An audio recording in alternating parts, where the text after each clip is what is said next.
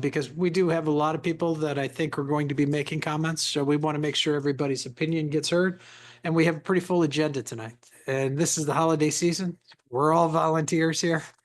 So we'd like to move through the agenda items and get through the meeting as, as timely as we can. So Carlos, am I missing anything?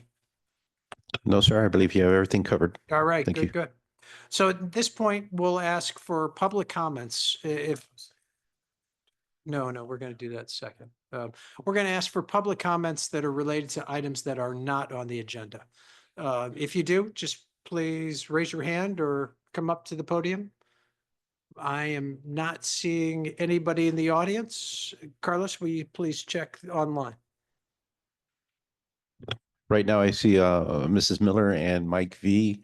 I know Mrs. Miller is specific to an agenda item. Don't know if Mike V, if you have any specific comments in general, or you're also related to an agenda item. Show your hand if you'd just like to speak in general.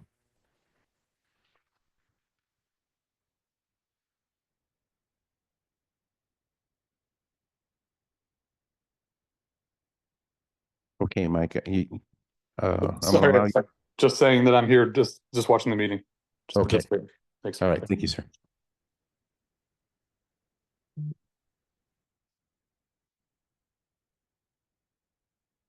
Okay, seeing no public comments, I think Carlos will just move on. And what we'd like to do right now is just kind of have a quick overview of the different types of reviews that we do.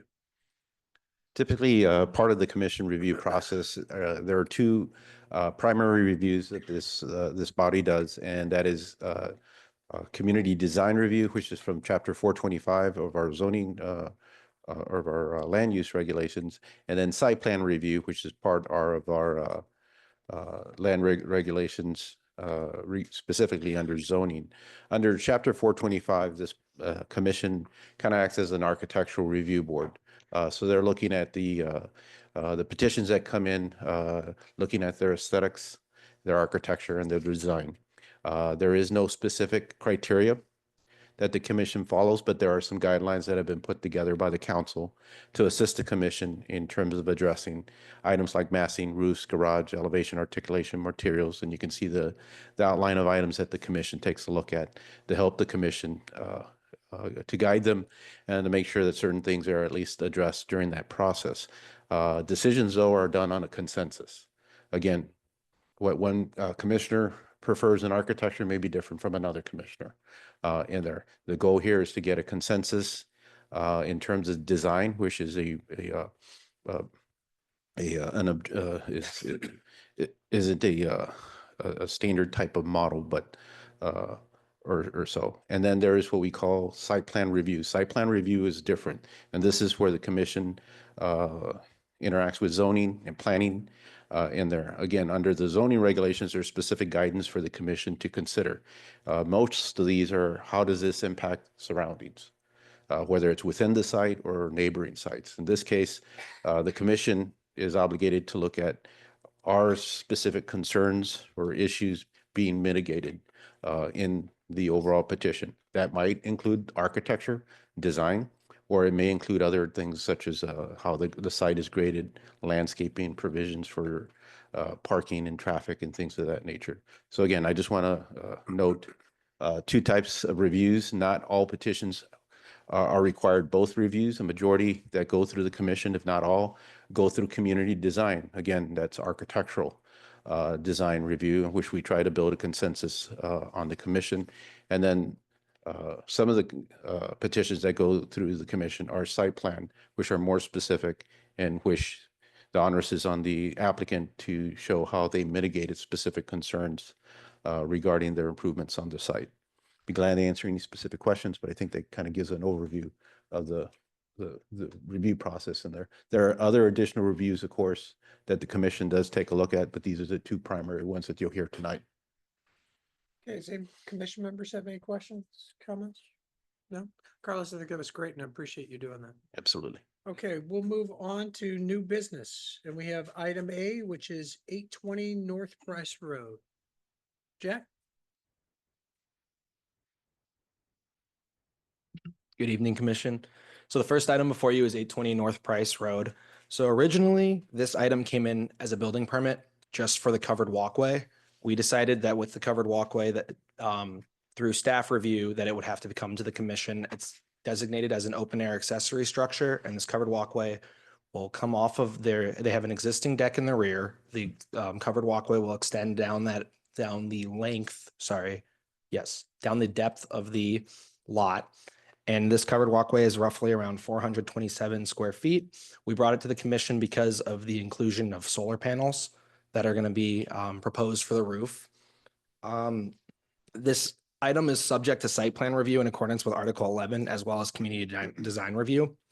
And when talking with the petitioner and the architect and the homeowner and everyone that was involved in this process, we kind of found that it was a multi-tier or multi-phased process in the way that it was presented to us. So this walkway would extend out to a proposed detached garage. This detached garage is, let me just get the exact numbers for you, but this detached garage is around, I think, 1,021 square feet. I'm pretty sure. Sorry, I have such a large staff report in front of me. Yes, so that existing rear deck that's off the back is 60 square feet. They have a patio that's located in the back as well. The patio is proposed to be removed. That's 250 square feet. The covered walkway is about 427. The proposed garage is about 1,020 square feet. And then the next phase in the project was to have a future pool and pool deck. Upon staff review and the site plan review, noticed that the staff concerns include within phase one, which is the covered walkway, that the solar panel installation was just a concern because we would, it's just a similar application was applied for an open air accessory structure that the commission saw for 417 Berkeley Place Court. With the addition of those solar panels and the uniqueness of the project, we brought it before you guys. Staff concerns related to the garage include the square footage of the detached garage. So within the code, the detached garage exceeds the square footage of 600 feet, which is the maximum permitted for staff. And then the height of the garage, which exceeds the 15 feet. The height is roughly 26 feet. The height is 26 feet with the inclusion of a living unit on the second floor. So then with that also being said, it cannot exceed the height of the principal structure. The principal structure is roughly around 25 feet, but with the way that the topography works, you won't be able to see the garage from the street, but it's still 26 feet. It kind of drops, I think, 4 or 5 feet towards the rear of the lot. So it's kind of set down, but it's still, I guess, with code, it would be 26 feet compared to the 25 feet of the house. And phase 3 with the pool and pool deck, we had issues with accessory structure coverage. You can only have 10% of your lot be full of accessory structures. And we ran into the issues. So in this specific report, you have numbers of how much they go over in terms of accessory structure coverage and flat work coverage. So we brought the walkway to the commission with the intention of action on the walkway tonight, with the intention also of the first discussion for the garage and just get that going. But let me see. But staff advises that if the petitioner plans to include the phasing process of this project, that they assess the current design and review the sizing of all and proposed accessory structures so that if they were, set on this pool and pool deck, maybe the relocation of the garage, downsizing the garage or something could allow for them to have this pool and pool deck later in the future. Pertaining to tree preservation, so I'll just go into community design review first. So the design components that stood out were the square footage of the garage because it exceeds that 600, the garage height, which exceeds that 15 feet. Stormwater management, staff has not yet received any information pertaining to stormwater for this site.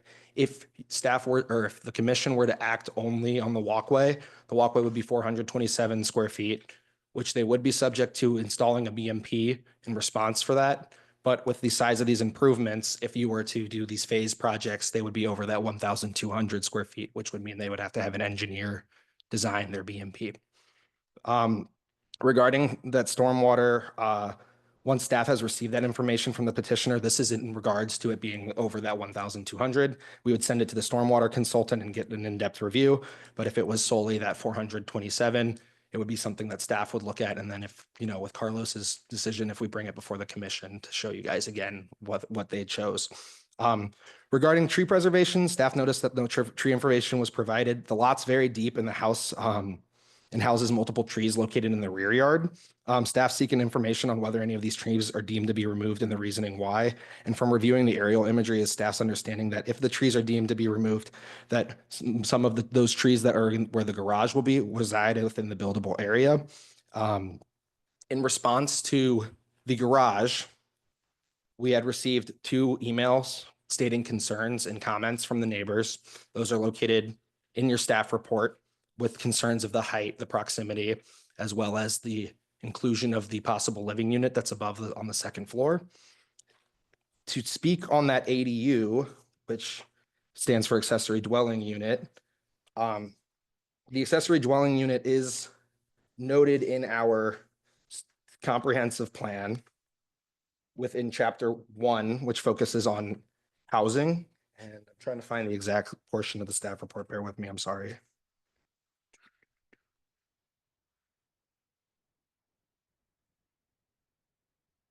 Within the comprehensive plan's chapter 1 objectives, the comprehensive plan calls out missing middle housing options, and the inclusion of this ADU could address the middle, you know, would start addressing the missing middle housing gap that's stated within the comprehensive plan. Because the goal A of the comprehensive plan notes that they encourage high quality housing that is diverse in types and price, and the objective chapter 1 is to increase housing types and accommodations that allow older adults to age in place. So this would kind of tie into the comprehensive plan with the inclusion of this ADU on the second floor. This lot is also subject to site plan review. It's deficient in lot width. You need to have a lot width of 100 feet per code, but if this lot is 55 feet, but it makes up for that width with how deep it is with being 286 feet. So staff advises that the commission acts on the covered walkway, has the discussion pertaining to the garage, and then if the petitioner comes back and wants to go with the phasing process, you know, possibly defer and redesign or come back to us and have communication with staff of what the next best step is for that project. It was kind of something that staff spoke with the petitioner about bringing all of these items in all at once so that the commission can see the full scale of the project, understand, you know, what the future is, and then kind of have that start those discussions right now. I'm here to answer any questions as well as Carlos and Dawn, and then the petitioner is here as well. I got a quick question for you. Yes, sir. And that's, well, I got a couple actually. The ADU, what is have they mentioned the intent of what that? I think the petitioner will be able to answer that. Yep. Okay. Mhm. Second, the height, you know, of the garage, the Mhm. limitation, that it be no higher than the garage. Is that related to elevation or is that related to just total height? Carlos, do you have an, The form of measurement isn't specifically clear in the code, so it would be from the grade elevation to the highest peak of the roof. Okay. And it is pretty clear for the measurement of a new home, which is done along the street side using existing grades. And there for accessory structures, it says no, you know, maximum height of 15 feet. And typically we use the interior, and then not to exceed 15 feet or the home itself. Gotcha. And then the BMPs versus an engineered, you know, retaining system. If we're talking about the garage now and the walkway, does that require the engineered system? that would put them at 1,447 square feet. So yes, they would have to have that. If you were to approve the garage and the walkway, they would have to come back with an engineered BMP. Okay. Yes, sir. Any other commission members have any questions? Go ahead. Is the purpose of the covered walkway to house the solar panels? Because it seems like they might help themselves by putting the solar panels actually on the garage, and that eliminates the 400 square feet that, you know, is contributing to the problem. And I don't know if, or is it because they want a covered walkway to the garage? To my understanding, it would be to include so that the solar panels are on that array, but that is a great idea. And I think that the petitioner would be the best to answer the reasoning Okay. of why they Okay. chose to put it on that walkway. Yes, ma'am. Okay, and then is there something specific about the solar panels in and of themselves that I know they're or accessory structures, but is there anything inherently wrong with getting solar panels?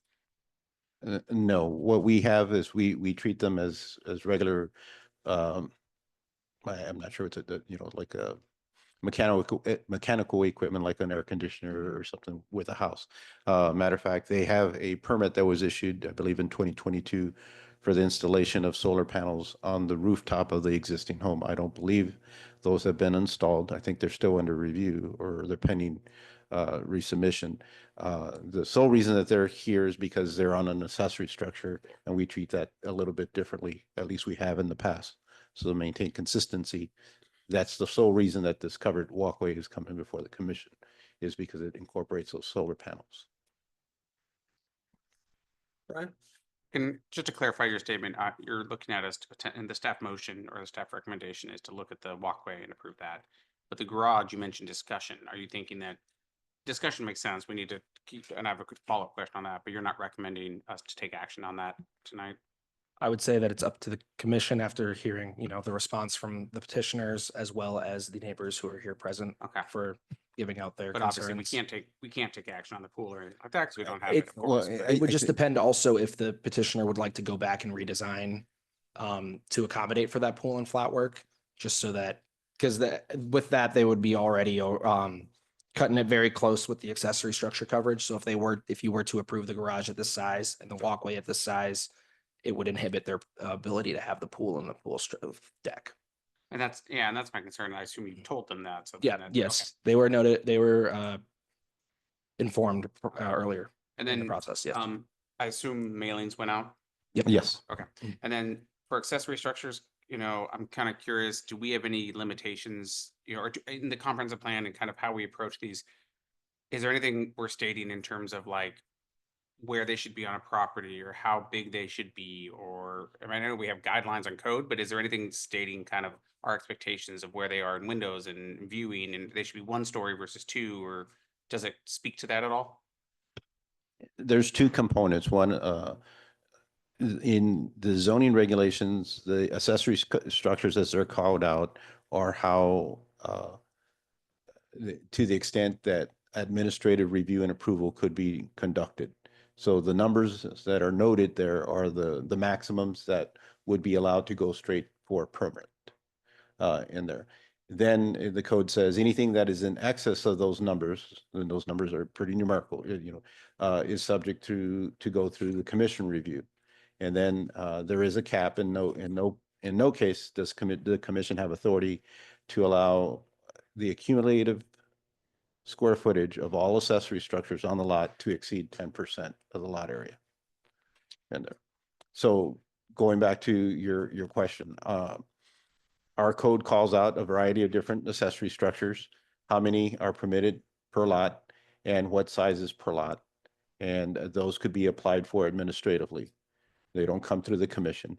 We use in in the administrative review process, the Chapter 425 guidelines in there, and we can request changes and things of that nature. If they exceed those numbers, then they're subject to the commission review because they're larger structures, and I'd be concerned about my staff taking on that responsibility in there. But the code doesn't prohibit them; it makes them, part of the commission process. But then it does, in the end, put a cap to the accumulated square footage of all structures, and that is 10%. Okay. Does that address, it gets a little confusing, but like if somebody had wanted to do just a garage, there is not a limitation for the size of the garage in there, so long as it doesn't exceed the total accumulated area. And I was less concerned 10%. about the total accumulated areas as much as it was when we talked about an ADU. Was there any language specifically calling out that it should be on the first level, second level, those kind of things? ADU does not reference in our code. Okay. It is neither noted or prohibited in our code. And that's why those numbers are there. As a plan reviewer, I would not want myself or any of my staff really to take the responsibility to approve an ADU, whether it was on the first floor or so. But in the way the code is written, when these are incorporated and they impact the height, they're subject to the commission review.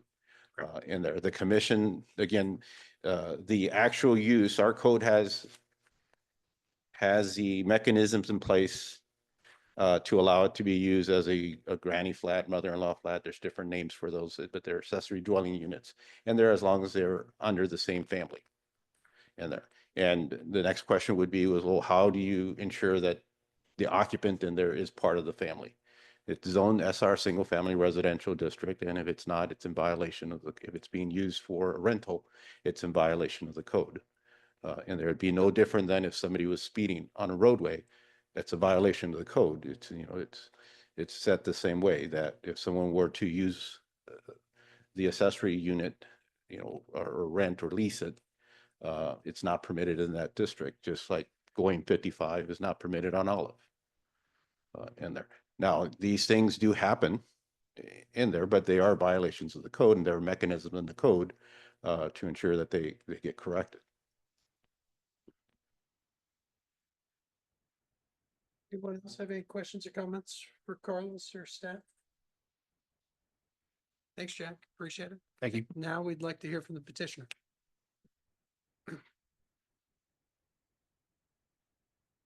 No, no. Press the button. Press the button. And Oh, remember, you got it. No. no, There it goes. And- Okay. remember to state your name and address. for the Yep. record. My name is Ilya Edelman, currently of 10374 Old Olive Street Road, apartment 127. Hopefully soon to be of 820 North Price Road. First of all, I want to thank you guys for your work. I've been in quite a few ARB meetings. First time I've seen a mayor present. Thank you. And a lot of times it didn't even meet quorum. So I really appreciate the work you guys do. And with that, I just want to talk a little bit about kind of the intent and the design, and then I'm happy to answer any questions. We tried to design the structure to be as compliant as possible. The intent was to, you know, we're exceeding the setbacks required for a garage. We are trying to maintain the character of the site. So all the materials, the exterior will match the existing house. The house has a bit of charm to it, which is why I bought it. And we intend to extend that look to the accessory structure. The intended use is never to rent or lease or Airbnb or any of that. This is my primary residence. I have an aging parent. She's not quite ready for this yet, but I also have, you know, my wife's mom comes over to visit for lengthy periods of time. And so this structure is intended for that use. Another question I heard was regarding the walkway.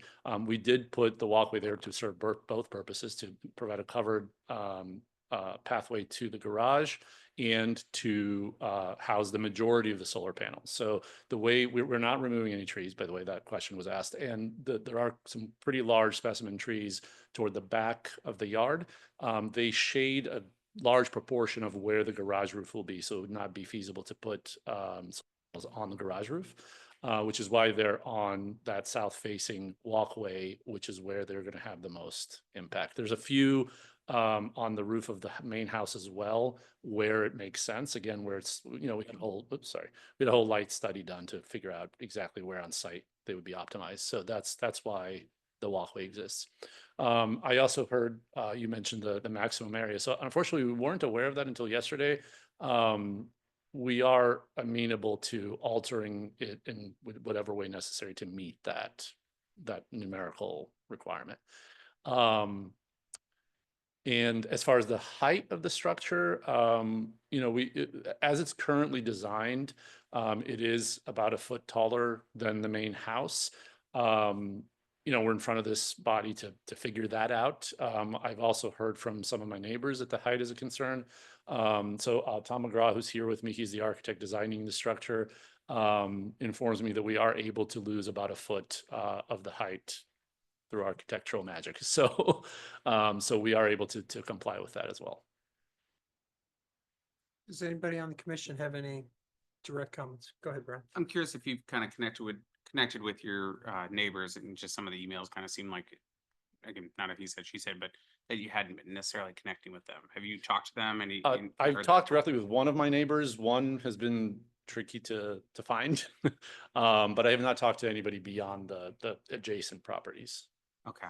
And then to the earlier point of you, I guess to Jack's point, like if you're looking at the bigger picture, your expectation is eventually you're going to want a pool, you're going to want all that. So as a thought, you would want to come back with an entire plan, or are you trying to move forward with this, but knowing it might limit things as well? So our intent is to eventually have the whole thing in place, but whatever process we need to go through, whatever makes sense for you guys as far as your process, and every municipality is a little different, we're open to. So yes, this is, for lack of a better word, a site plan that we intend to build in the future. And we wanted to bring all the components in front of you so there's no like, oh, now we've got this, now we're going to do something else, right? We wanted to be very upfront and open about kind of what the end goal is here. Anybody else? I got a couple. Yeah. So is the walkway gonna be draining? So the walkway is, there's a roof over the walkway. Mhm. It is impermeable, so it does add to the calculation. We are looking to redo the driveway, which is a pretty long driveway, and make that permeable. It is currently impermeable. Now I don't know exactly how those formulas work, but I am aware of water management, and so whatever we need to do in terms of water management, we're willing to do. So are you planning on putting gutters and this is gonna be Yeah, a real roof system? Yeah, there will on be this? gutters on Okay, the, I think they're in the drawings. Yeah. Okay.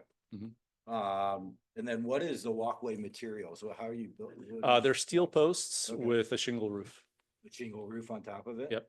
Okay, and then how's the facade gonna work around it and everything? Yeah, so there's a facade that matches there's a soffit that matches the house look. Okay. And then there's a steel structure on top of the post that puts the solar panels at a 30-degree angle, which is what they're supposed to be at. Okay, and then that will drain into a gutter off that. Correct, yeah, so I think those are noted in the drawing somewhere. I don't know if it's on that drawing, but there's a gutter that's running along the inside edge of the walkway, Of the the whole walkway, length of the okay, walkway. And it connects to gutters, I believe, on either end, both to the garage structure and to the house. Okay, and then, so would you go ahead with this if that garage is not approved? You mean with the covered With the walkway? Covered walkway? No, we would want to redesign everything so that it all works. So that we have a final plan before we proceed with actual construction. Okay, and then I read on some of the email. Oh, go ahead. Sorry, let Yeah. me just clarify. The reason we brought the walkway before you first is because we want to get the solar panels in and the solar installed. We've had some delays, and the electrician who's contracted for that, he's been waiting for a while. So we wanted to get that in place, which is why we brought the walkway in front of you first. But to reiterate, we want the whole plan to work. So if we need to make alterations to the garage, that might impact the walkway in some way. So we will want to have a full plan in place before we proceed with construction. Okay. I'll keep on going for a second if you guys don't mind. Go ahead. And then, so I read in a couple of letters that you guys are doing interior remodel right now. Mhm. And is that getting close to being finished? I hope to move in January. January? Okay. Yes. Okay. And are you guys, I assume we're getting inspections and everything and they're moving along? We with have it? a active permit that was issued in October 2022. There's nothing indicated in the files that there's any violations ongoing or things.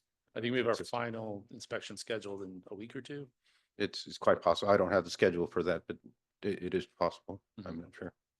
Okay, and then the last one, so you have an existing driveway now, you would have to extend it for the garage and then We would not have to extend it. You wouldn't have to No, extend it? the driveway right now goes all the way to the garage. There used to be garage there. So there's actually the pad you can see the pad there for the garage. I believe there was a fire at some point before I owned the property. And the garage burned down. But we're intending to extend that footprint just one more bay to the east. But the main footprint will stay the same. So imagine just adding one more bay to the depth, into the depth of the yard. But that's rock right now, I assume, right now, when I'm looking at the driveway? Yes, that's rock. Okay. The like white portion of it is rock, then the rest is paved. And how does that treated, Carlos? Is that new driveway or is that, I would assume it would be new driveway extended. I could not tell you for sure whether the previous garage had asphalt all the way to the entrance and a turnaround. Okay. We can take a look at it. It is required by code, similar to what you see there at the bottom there to the north of the property. When that fire happened, I don't know. I don't know if it was impacted and it was removed or maybe it was gravel on. When But did the that, new driveway, but the driveway would have to be paved. By code. when did the fire occur? I believe it was over 5 years ago. I want to say 2019, 2020. Sounds about right. It happened a few months before I purchased the property, so I mean, it was all cleaned up and gone by the time I saw it. But I believe it was several months before that it had happened. I didn't mean to interrupt. oh, no, I'm done. I'm You're done? You're good, yeah. Okay, So Chairman, if you don't mind, there's a couple of things I want to bring into yeah, perspective. please. In there. So if you look at the aerial there, it was, we knew that there was a foundation and the potential that some accessory structure or detached garage was going to go in. So when they applied for the permit, it was for this elongated walkway and it was natural for us as planners to ask the question, well, where, it's a walkway to where? In there, because we know there's already a pad there Yeah. in there. So we encouraged the architect and the property owner to, hey, kind of tell us the whole picture. Let's see what's going to be proposed. That way we can, it would be good for the commission to have an idea, then to come to the commission with a walkway to the backyard. And there, the walkway was going to have solar panels, so therefore that limited my staff from issuing the permit for the walkway. I had to bring that to the commission. We asked them to then, what are you going to do with the detached garage or that pad? And what other improvements are you going to propose? So we all tried to do that the week right before Thanksgiving to get all this information. And I think it's a good exercise because there was a lot of things we knew something essentially was going to happen in there. So we encouraged them to come in and to do that. And then we got a lot more defined details and data than what I had imagined in there, which was great. It helped us in the review process, but it also brought up a lot of questions. And those are the ones before today. Again, the core thing that was going to be brought to the commission was to get them to get the walkway with the solar panels. It looks like they're a lot farther than what I thought regarding to putting up an accessory structure, an enclosed accessory structure, the detached garage in there. At that time, we didn't know the size, but we knew the footprint that was in there. But that footprint's not going to be used. It's going to be a whole new foundation that's going to be poured. And then we saw the size and we saw the height in there, and then the pool, and that was all in having a discussion and asking and appreciating the information that they brought forward, so we can know all these things, because this was bigger than what I thought or had envisioned in there. This is a narrow lot. It's 55 feet wide. In there. So the way our code works is the majority of these structures will automatically go through a community design review, which is the architectural aesthetic. But because of the narrowness of this lot, unlike a typical lot in the SR district, which is 100 feet wide, the setbacks and the reliefs in there are a lot less than you would typically see in there. And even though this lot in area, when you calculate the 10% and such, it's very deep, and in there it's over 15,000 square feet and there. So it's not like if you're looking at a lot on Cherry Tree or in the Hilltop, Arrowhead, Collingwood areas where the lot depth is like 150 feet or less and they're under 10,000. So with this, the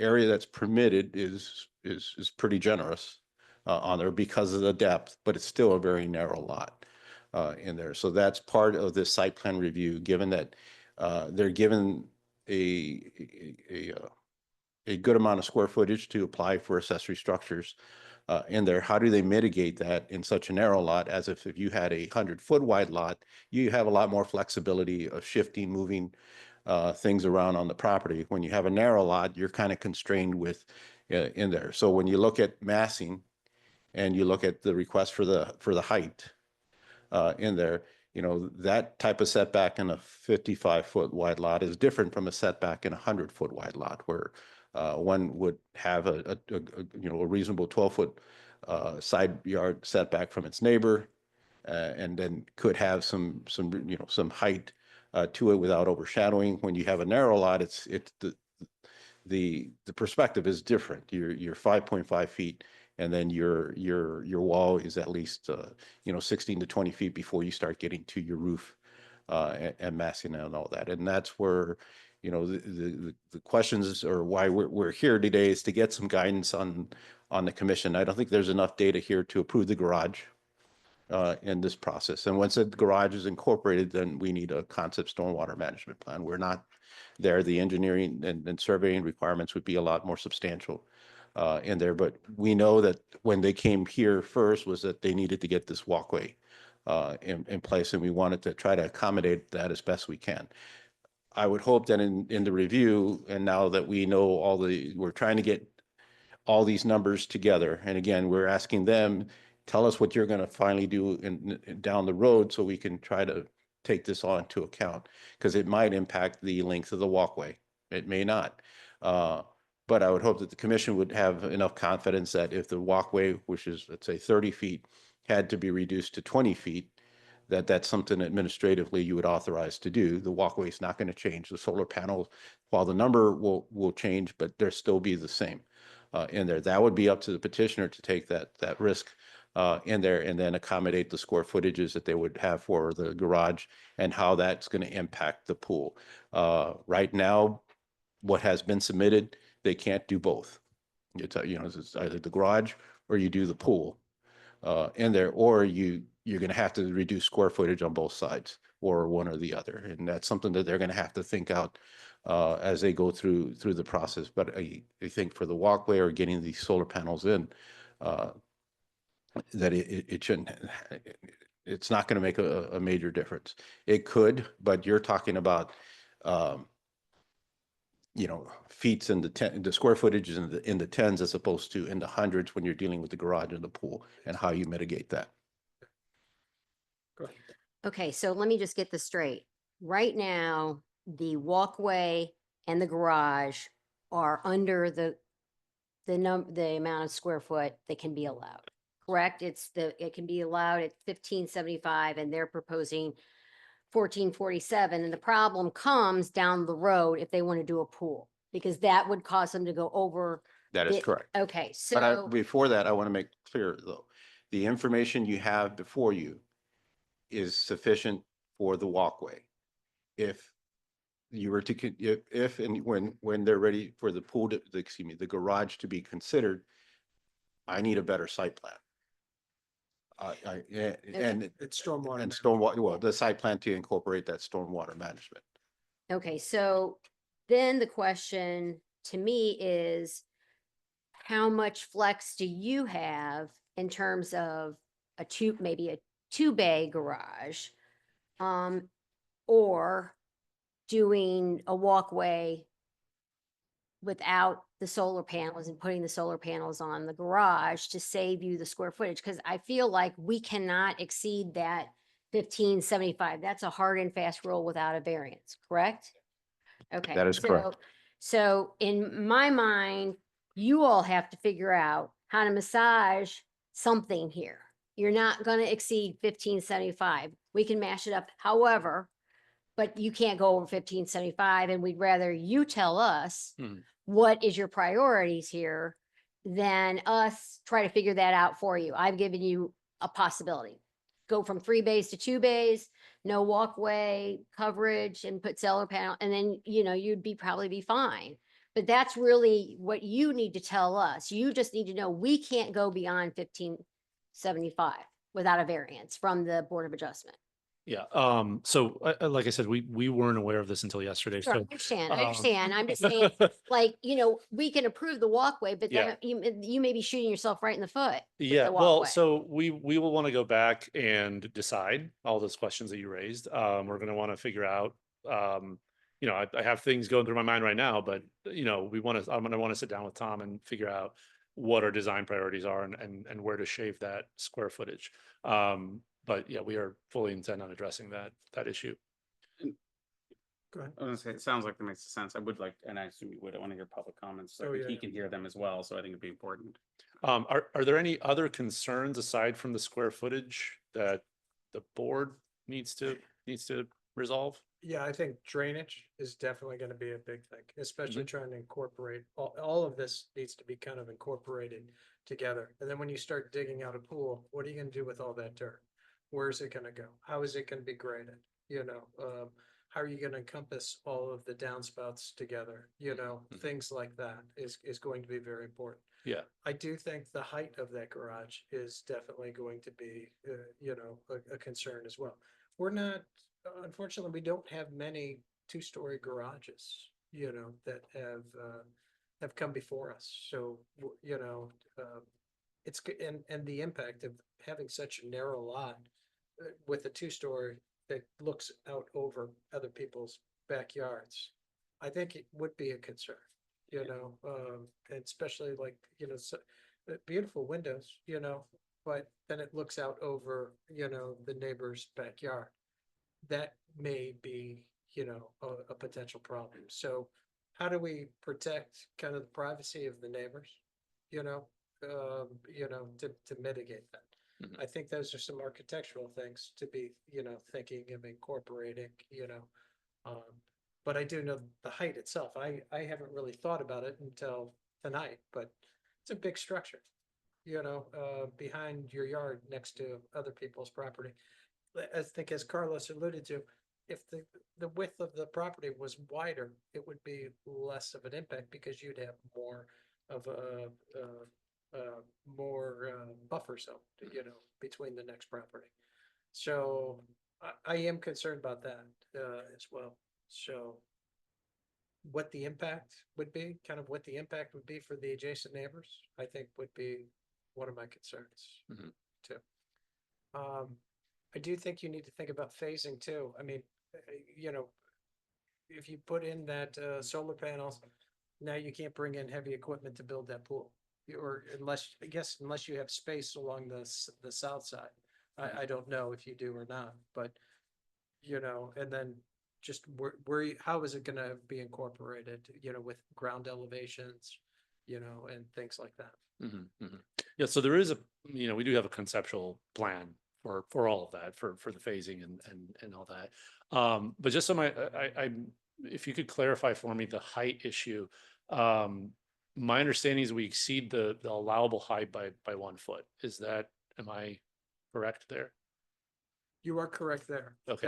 That's one thing, but we do have to, as part of the community design, we have to look at the impact to the adjacent neighbors. Mhm. And what is what is the concern there? As far Impacting their as, privacy. okay, gotcha. At least that's my concern.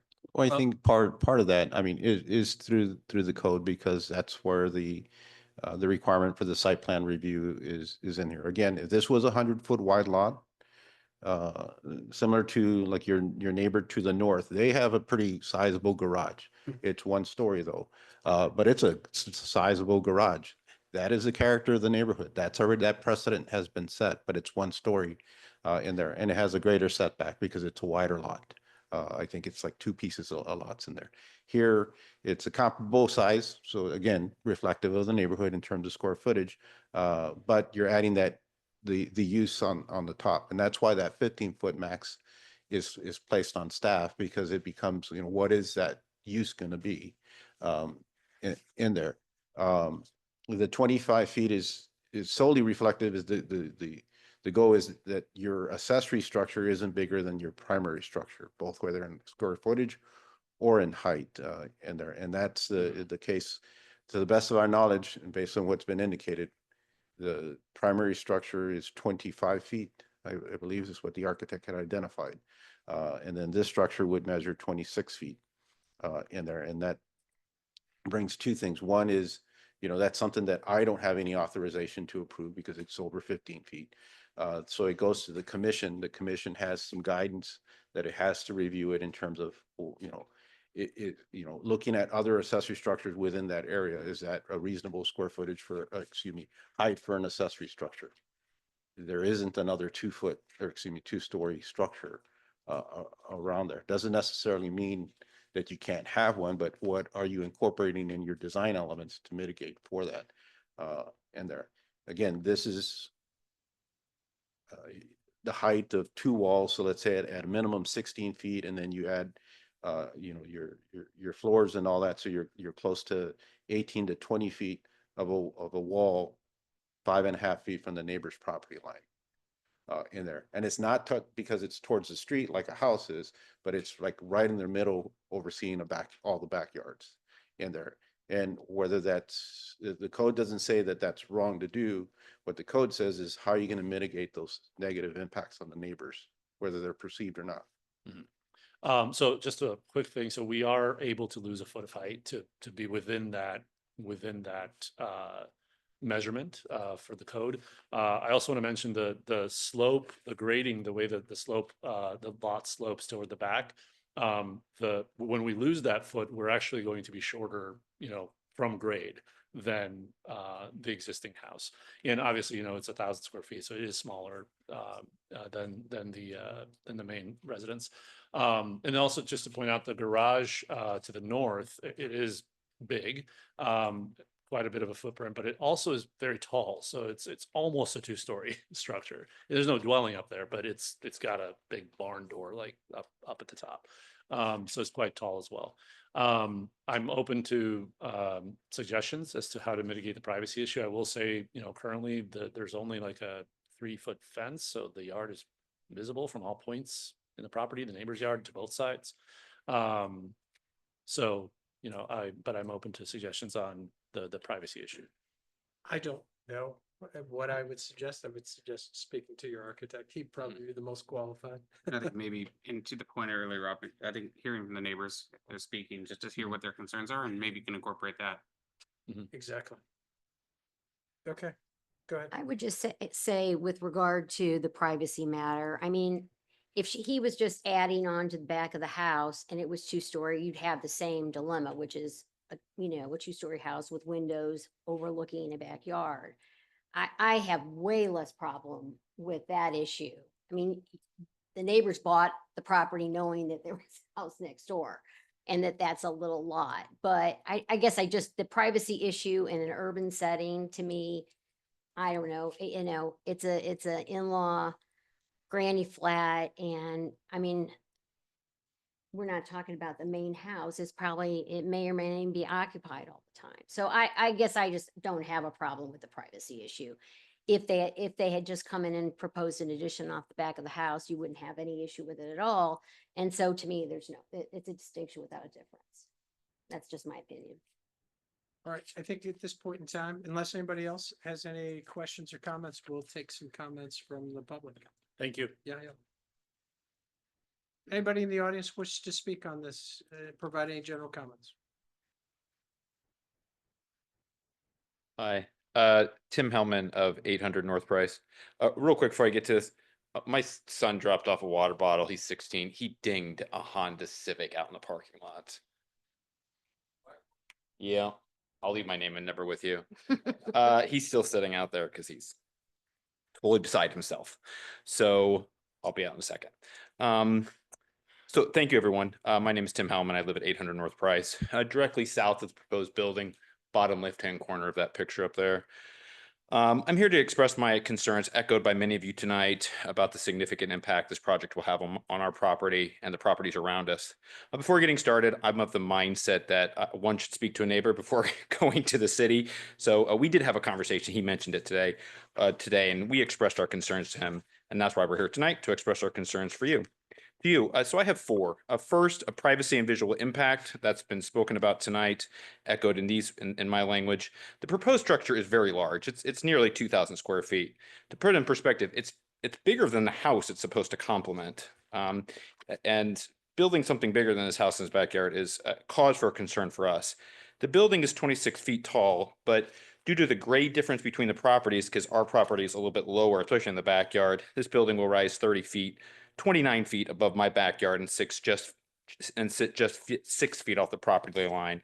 According to this concern, the number of south-facing windows on both the garage and the second floor living space will directly overlook our yard, reducing our privacy and our ability to enjoy the outdoor space.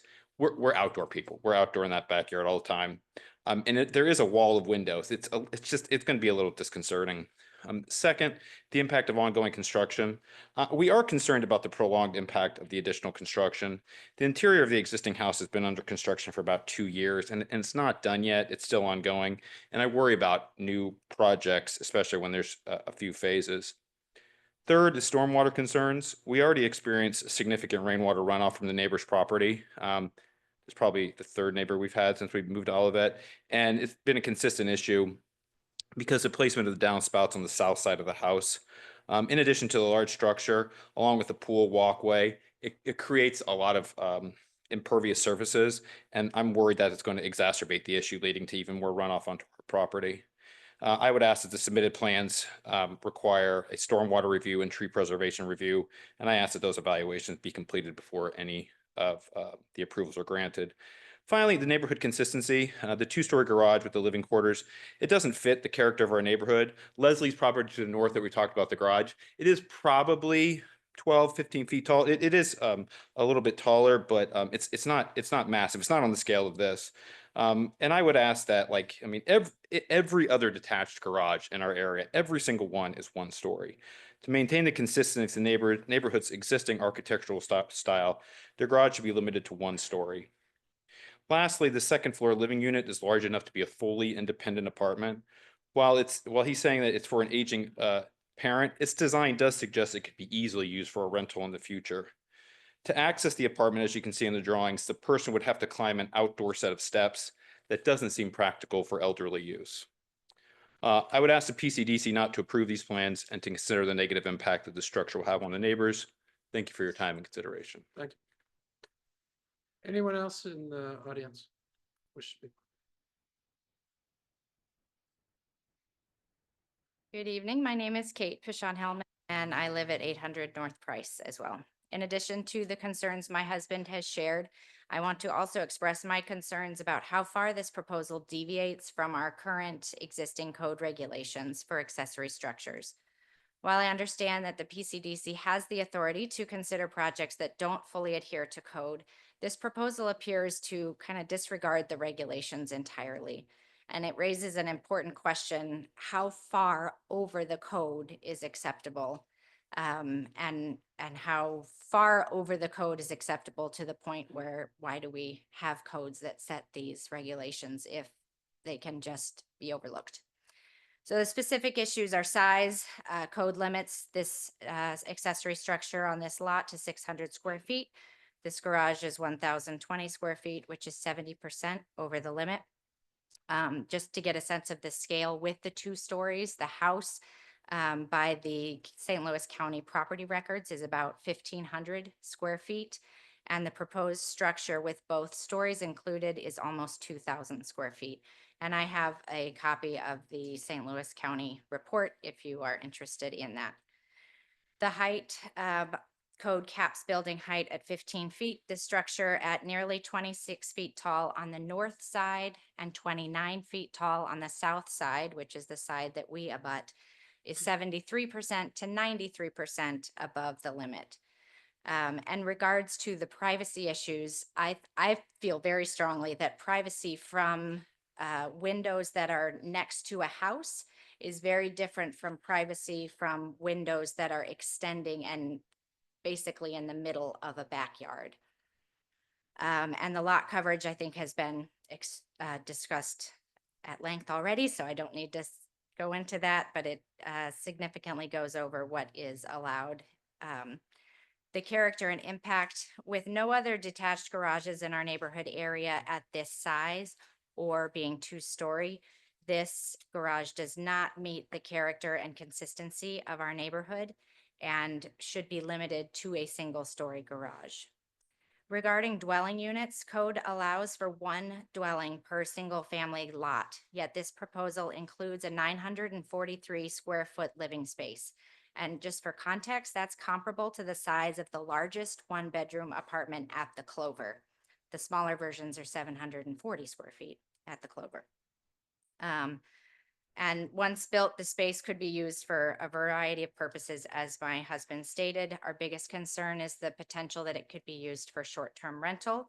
And the issues with short-term rentals were made pretty clear at the last PCDC meeting on December 5th. While the comprehensive plan suggests accessory dwelling units as a way to create diverse housing, the commission hasn't yet established standards or codes for them. So approving this would be premature. The current code allowing for only 1 dwelling unit per lot should be followed. I ask the petitioner to submit a plan that complies with code, aligns with the size and scale of other garages in the area, and is more mindful of its impact on neighboring properties. Thank you. Anyone else? Like, go ahead.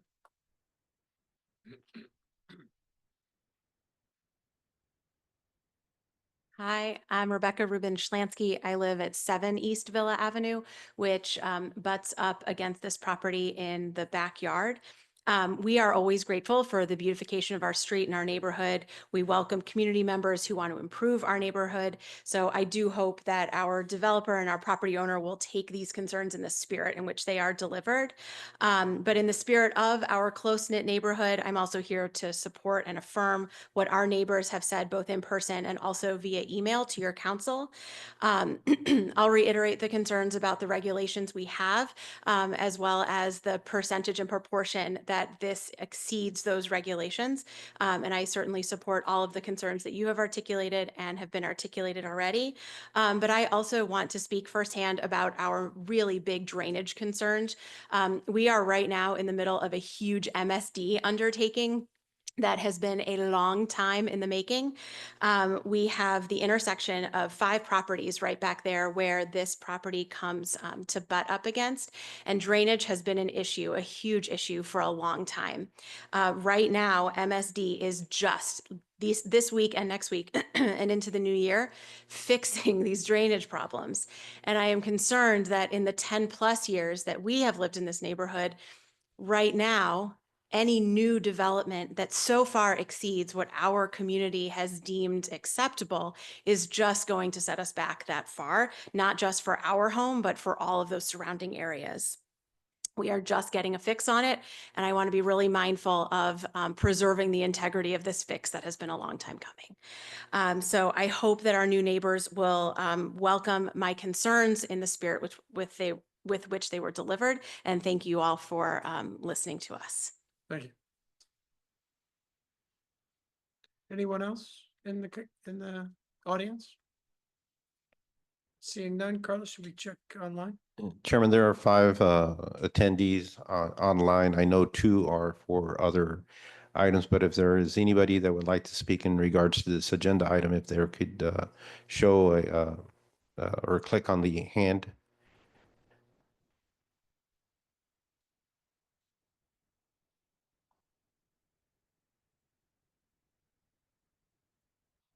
Just make sure the audio's on. And Chairman, I believe there are none.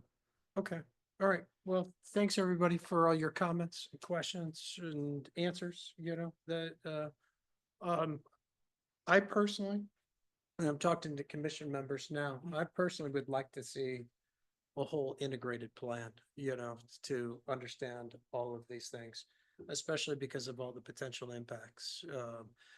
With the length of the walkway, I'm sure you're probably, counting on so many panels that are going to be on there.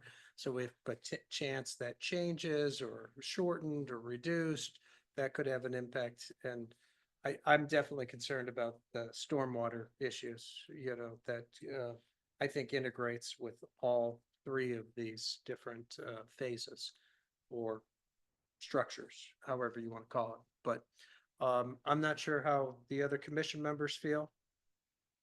Yeah, I think there's been enough that we've heard tonight that there's a lot to take back and assess, and I think seeing it all together, because the change of the pool, the change of the size, hopefully taking some of these comments into effect makes more sense.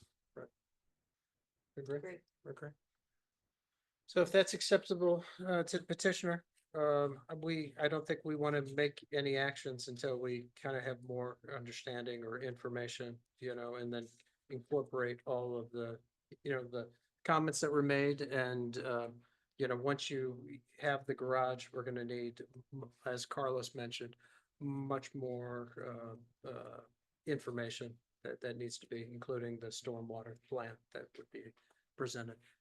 Carlos, is there anything else? No, our next scheduled meeting would be January 16th. And again, as long as we get information at least a week prior, All right. we'll be prepared to come back to the commission. Well, thank you. I appreciate your time and efforts, on this. So thanks, everybody. All right. So we'll move on to agenda item B, which is 9701 Hastings Drive. Jack? I'd just like to clarify that the comments about the 10% accessory structure coverage were addressed earlier in the process. This project had come in before staff in April for the possibility of this covered walkway. Multiple parties of the petitioner's side had been notified to review the accessory structure coverage of 10% and assess their structures compared to the code. So it's not something that was just brought up yesterday from a staff point of view. Might have been just recollected. Yeah. And maybe it was something, internally. So yeah. Yeah. Yep. I just wanted to Yeah. clarify from staff has Nope. been on That's- top of that. That's good. Thanks, sir. Yep, of course. So in front of you today is 9701 Hastings Drive, which is now a pool and pool flat work. Just for a little context, this lot backs up to the Party City, Domino's, Taikei area. So there's not any people that reside behind the lot. What's proposed here is a 600 square, or sorry, that's been changed now. So we got new plans that came in today, new site plan. The new site plan is actually shown in the presentation. It's different than the one that you guys have currently in your staff report. This site plan, the concern came up with setback issues. By code, you're not allowed to have your flat work or pool extend into the side yard setback. We talked with the petitioner. He came back with different plans to reduce that flat work percentage and move it out of the side yard setback to address those concerns. So that has been taken care of. Staff also had concerns pertaining to tree preservation because through the aerials, it looked like there were trees that were in the backyard. Those trees actually were removed years ago. So what the petitioner noted that those trees will be, there's about, I think, 2 stumps or root balls that are in the buildable area that they just plan on removing when they do the construction for the pool. And staff is seeking, a replacement landscape plan in response to the lack of trees that were provided in the rear yard. Staff has concerns about stormwater management. Originally, the stormwater management would have put them above that 1,200. They actually dropped that now. So now they're below the 1,200 and the plans are, Carlos, could you go to the next slide when you get a chance? Thank you. So here in front of you is everything that's in green is where they're planning on doing a planter bed. Those planter beds are proposed to be the stormwater mitigation component for this. Everything in blue is the new pool. Everything in orange is the new pool deck. You can see, yes, sir. Isn't there more planter area? Yes, it goes south side? around the outside. Yes, sir. I think it's, that's just where it was deemed, I think, where is it? I think there's another picture that kind of shows how it extends around. I think that will be included. It just wasn't highlighting. Yes, green. sir. I apologize. No, I totally get it.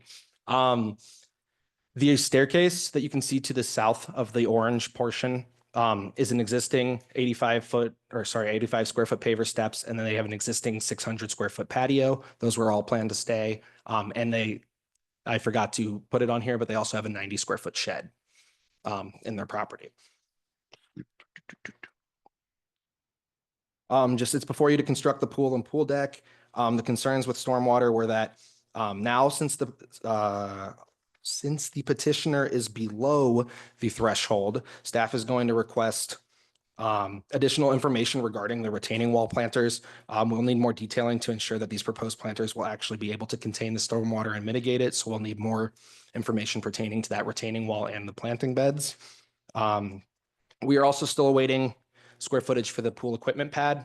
That pool equipment pad isn't anything, significant that should they have enough room in terms of flat work coverage and accessory structure coverage that this additional square footage shouldn't inhibit anything, but I just want to note to the commission that we don't have that number as of right now. I think if there's anything else here, I can answer any questions from or from the commission. I'm actually from the aerial trying to see where it's going. Can you zoom out again, Carlos, like point out where the pool's gonna go?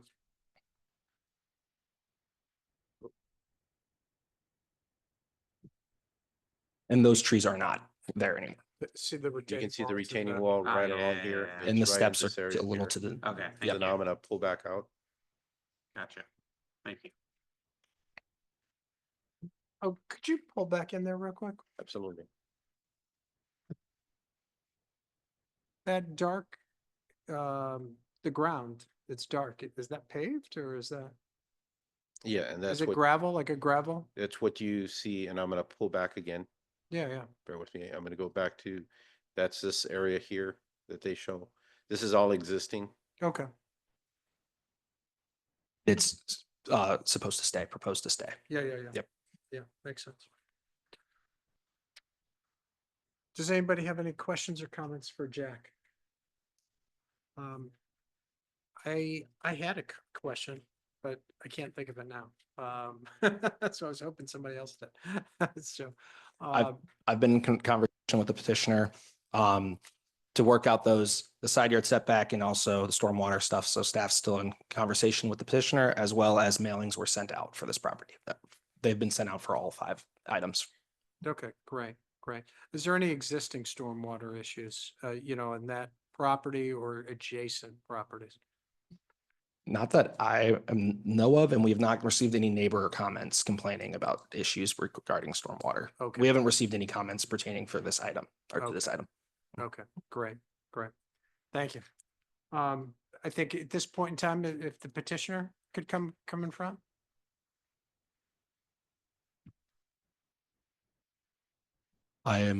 He could be online. I've been in conversation with Aaron from Blue Haven Pools. I am not sure if he is here today. Oh, I'm not sure we have really any questions, for them anyway. If somebody did, I don't. Yeah, yeah, yeah. Right, right. So now we'll just, are there any public comments in the audience? Seeing none, Carlos, you please check on. Is anybody online that would like to speak in regards to the petition for the pool at 9701 Hastings?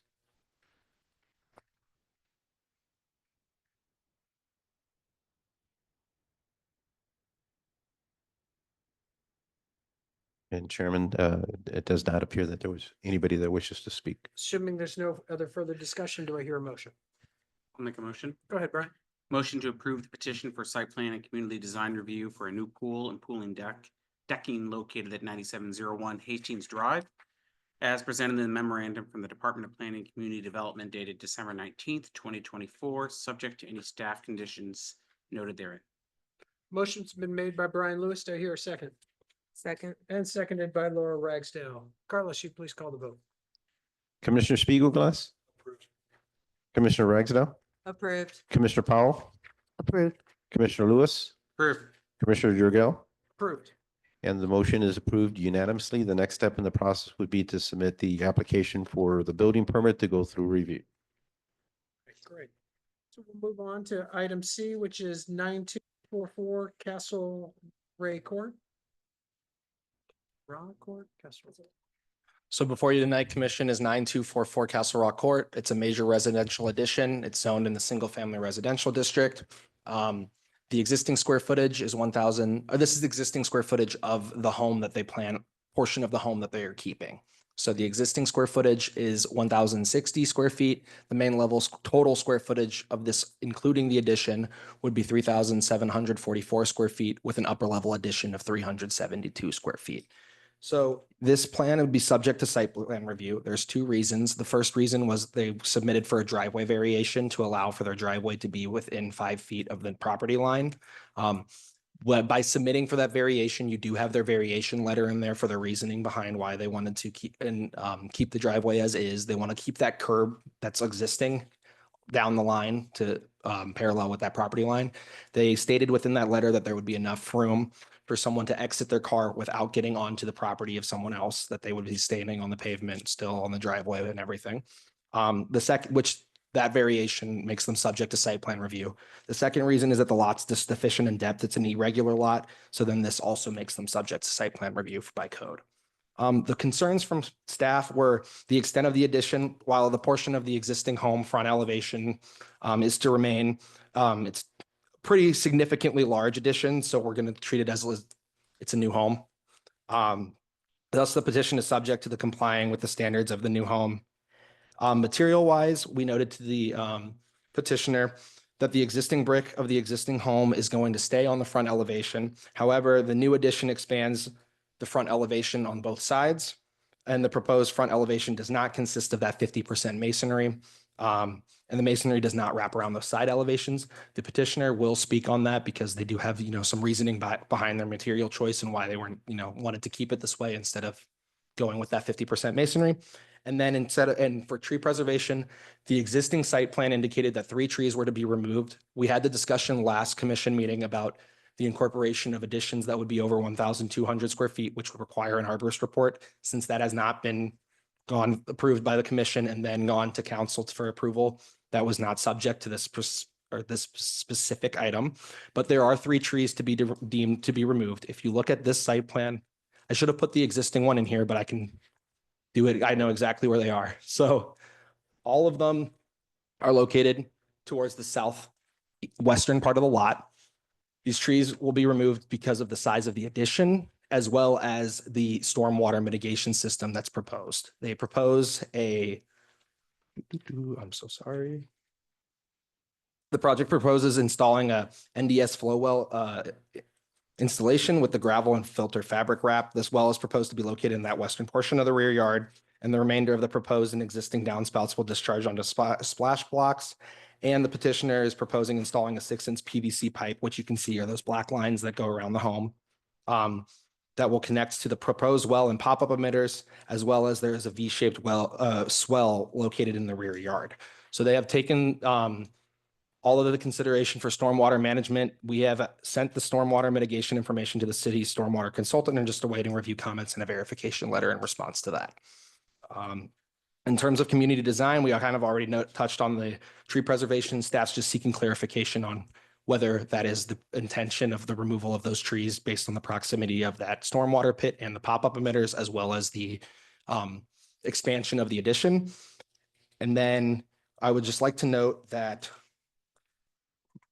2 things, that with the increase of the home's footprint, the home is permitted to cover up 25% of the total lot area, or up to 2,500, whichever is greater. So they would be up to that 25%. With a building footprint of 3,744 square feet, the proposed home will cover 99.1% of what they are allowed for on the lot. Also, I just wanted to note for the adjacent properties, 9214 Castle Raw underwent construction for an addition back in 2023. That was before the commission. It was a 2-story addition. And actually the petitioner was the petitioner for that property as well. So they can speak sort of on that addition and what they've already done local within that area. I can answer any questions, and then the petitioner is here as well as the stormwater engineer. The stormwater engineers here?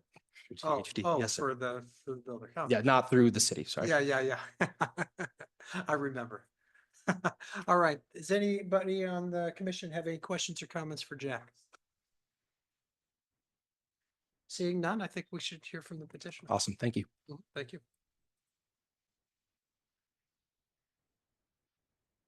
Yeah, please. Remember to state your name and address for the record. Oh, No, you were on. There you go. Lauren Stratman, 16676 Old Chesterfield Road, 63017, Chesterfield, Missouri. I'm here with the project architect, Katie Wibbenmeyer, and we also have Mark Kilgore from THD, the civil engineer. So hopefully we should be able to answer every possible question about this project tonight. Basically, this house, we're adding a main level master bedroom on the left side. On the right side, you can see in the pictures, we have a front entry 2-car garage, and that is being replaced with what would suit most families' needs these days. This is a large family.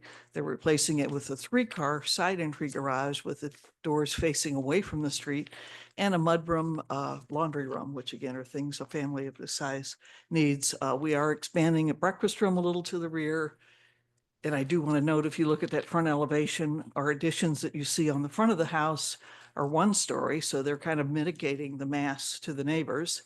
And the only addition on the upper level is to the rear, so that's really not visible to the neighbors. And I will say that our clients, we're sorry they couldn't be here tonight, but they've talked to all the neighbors. The neighbors are very enthusiastic about the project. At the beginning of Castle Raw on the left, we did another very nice project, I think, that was a existing ranch house that we made into a 2nd floor, and everyone's been really happy about that. It's now a 2-story prairie style home that kind of fits the neighborhood and the character of the area. And to talk a little bit about the brickwork, I would say the owners don't really care for their colonial red little piece of brick on the house. And rather than remove it, we are painting it white to match the rest of the white siding.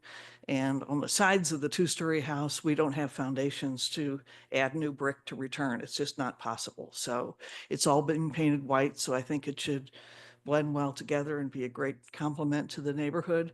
The neighborhood does have some 1-story and 2-story homes. Most of them are 2-story.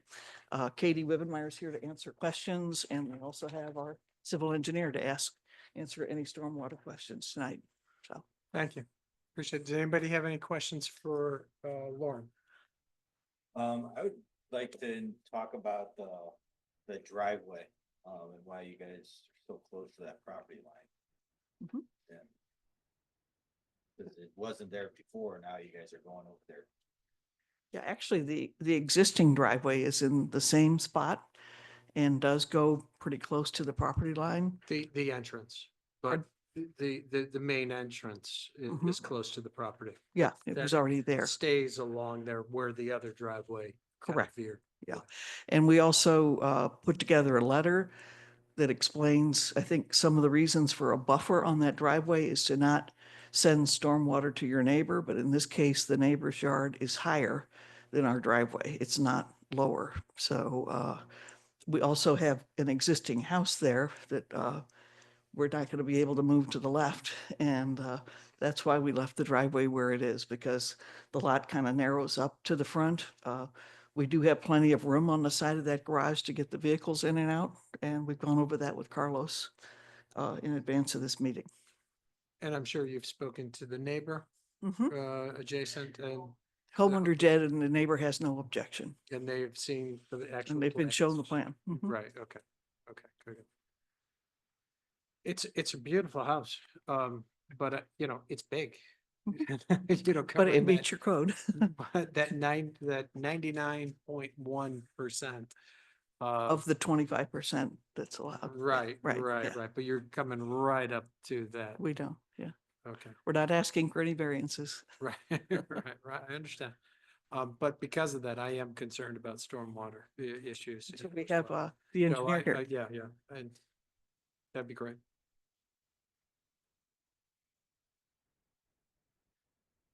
Hello, Mark Kilgore of THD Design Group, and address Please, 712 Woodbriar Lane, St. Charles, Missouri, 63303.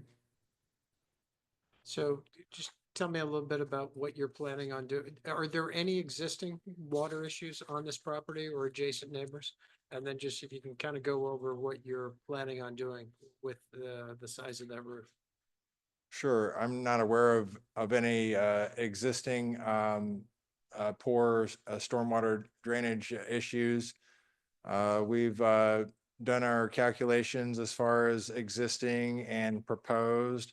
We captured everything that was required to be mitigated. In fact, we've gone above and beyond, and because of a comment letter, we've captured all of the downspouts for this house. So we've gone a little bit above and beyond, I think, in that respect.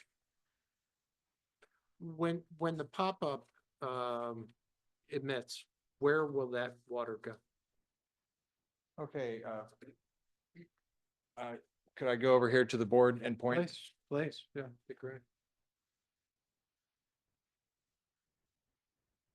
Okay, so here's the stormwater mitigator system. These pipes will come into it. And then, when it's leaving, it will go right over here to this, pop-up emitter and, 8-foot wide level spreader to, make it come out in kind of a sheet flow instead of a point flow. And then where does it leave the property? It just follows the contours right here. You can see the 598 contour is kind of a V-shaped swale right on the property line. And so it will be discharging right into that. Is that where all the entire property discharged to before?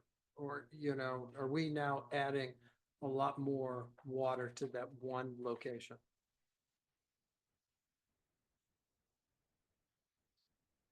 Like, yeah, if you had the existing, how does that existing water flow? And are we now more concentrating water in one spot?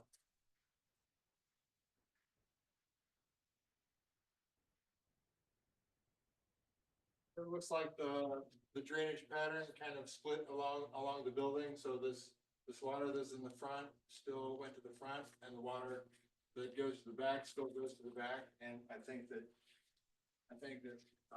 we're following that to the best that we can, that pattern. What about where the new garage will be? Where does that water now go? Where the new garage is, it's up there about just a little bit above the existing garage. And I'm sorry, what's your question? Where did that water, around that area, where did that water drain to now, I guess? Existing, correct, thank you. I believe that probably this point right back here on that garage probably splits it, so that the water that falls on this side goes this way. And the water that falls on that side goes that way. So it's still all venture, the same, you answered my question. Yes, we follow the same drainage pattern that's existing to the best that we can. Right. Okay, that's great. Does anybody else have any other questions? Now, we haven't had the stormwater reviewed by our consultant yet, right? We're waiting for those responses. Okay, good. Anybody else have any questions or comments? Do we want to bring up the architect? She's been kind of lonely. Yeah. Okay. Okay, I think at this point, yeah. I think at this point in time, we'll see if there's any public comments related to this agenda item. Anyone in the audience wish to speak on this agenda item? Seeing none, Carlos, you please check online. I'm not seeing anything online. Or nobody has their hands up. If you would like to speak, please raise, you are online, please raise your hand.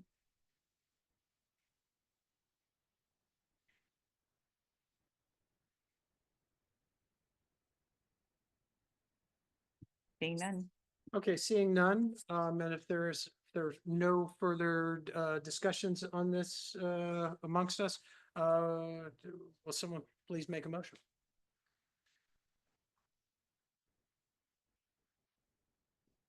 I'll make a motion.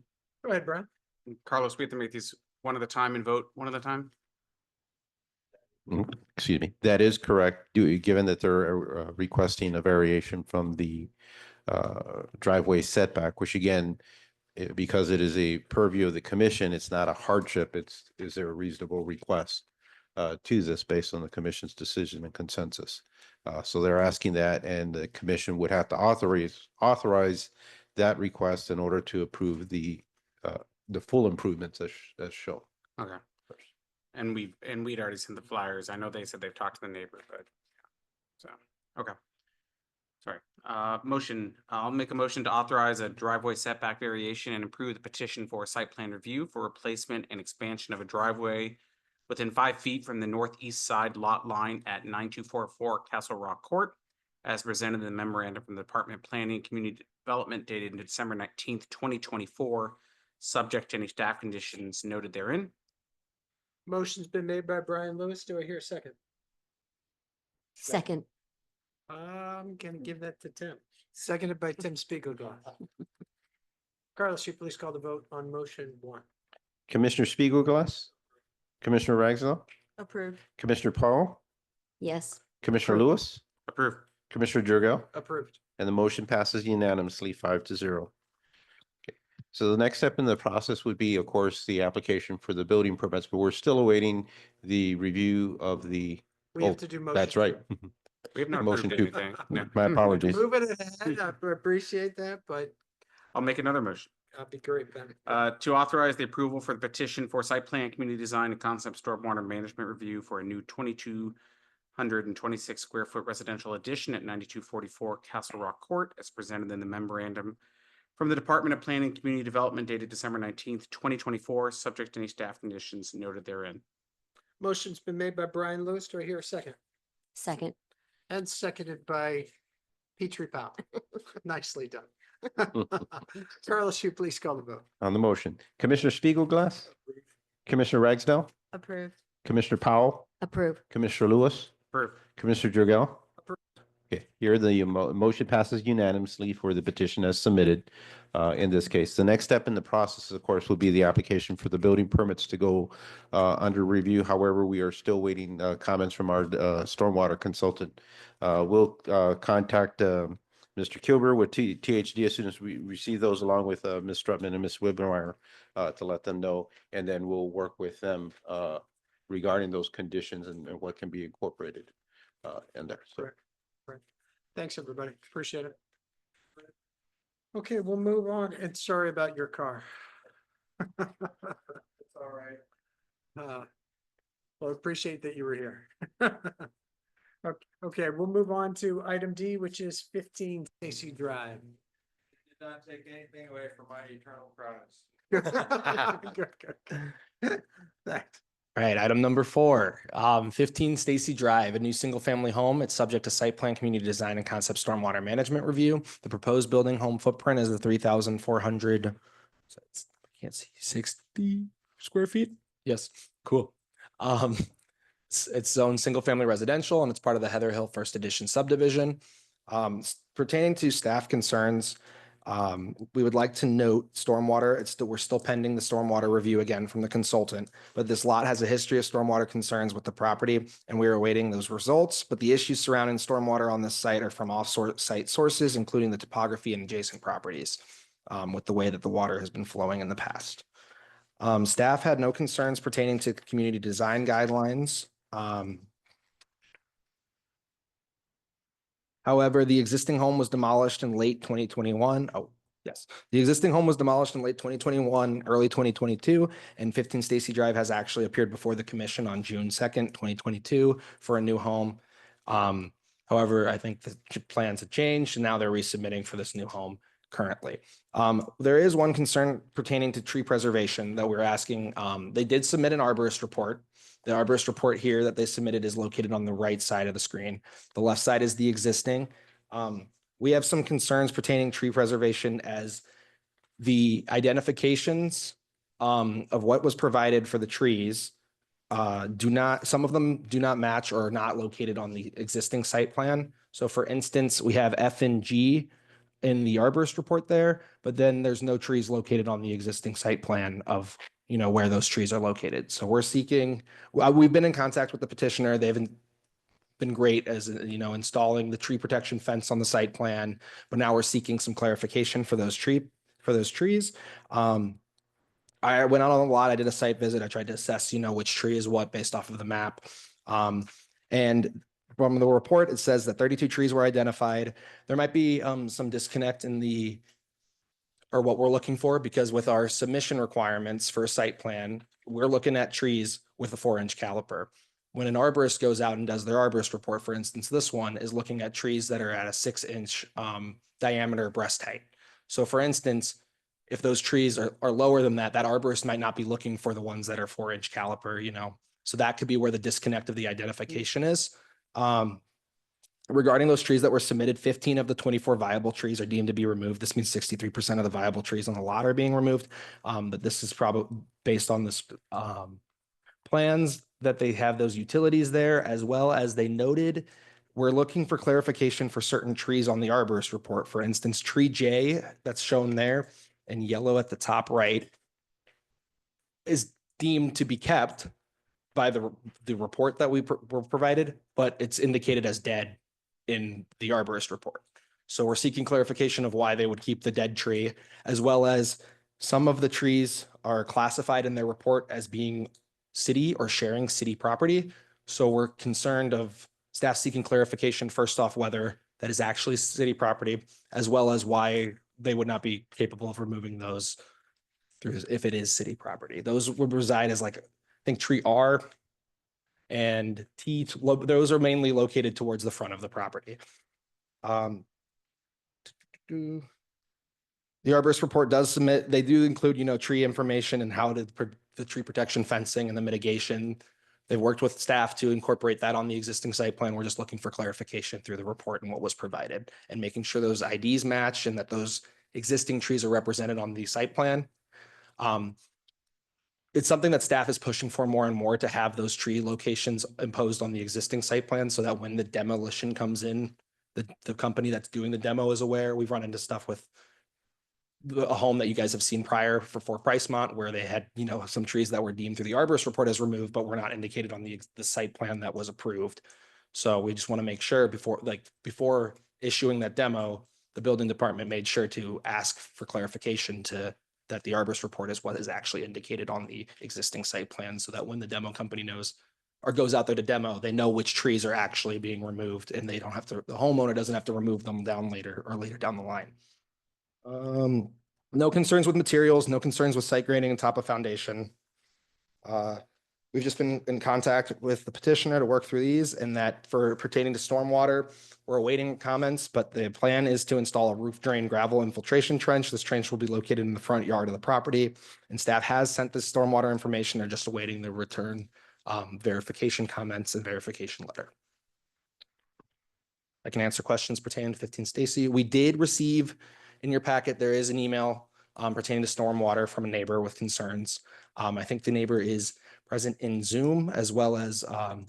Pattershuk is here as a subdivision trustee to answer questions. Or maybe I gave him the wrong I don't know if he's role. the trustee. No, I'm so sorry, Rod. A trusted person, trusted subdivision. Yeah. Can you tell us a little bit about, you said there's a pre-existing water issue on that site. So can you just tell us a little bit of the history of that? So when talking with Carlos, seems that the water issues were coming from the northern portion of the property. That would be the northern portion of the property, which that property does have, a pretty extensive pool, and that water has been, I think the issues have been coming from that. Let me see topography wise. It sits lower. The neighboring property or the 15 Stacy. Yeah. Yeah. And we've had some issues with there being a swamp, quote unquote, that pools in that area. And that stormwater and that water was existing when I went on the site plan, sitting there, there's cattails and everything growing out of it. But with this mitigation system and the comments from the stormwater engineer, we hope that, they address those concerns, but there were concerns from the neighboring property to the north, as well as the pool that's kind of northeast, which is 9740. Yeah, because you can kind of see where, if you go back to a previous drawing. And I'm not sure where it was. You had. Wasn't this? Was it the tree one? It was right there. Yep. Right here. So, I mean, kind of, you can kind of see where the drainage arrows are kind of pointing down towards that north property. Or I should say, when I say down, they're Yeah. pointing up, but they're going down. So it's kind of sloping into Into that property. Yeah. yeah. And it looks like a very steep gradient on the back side.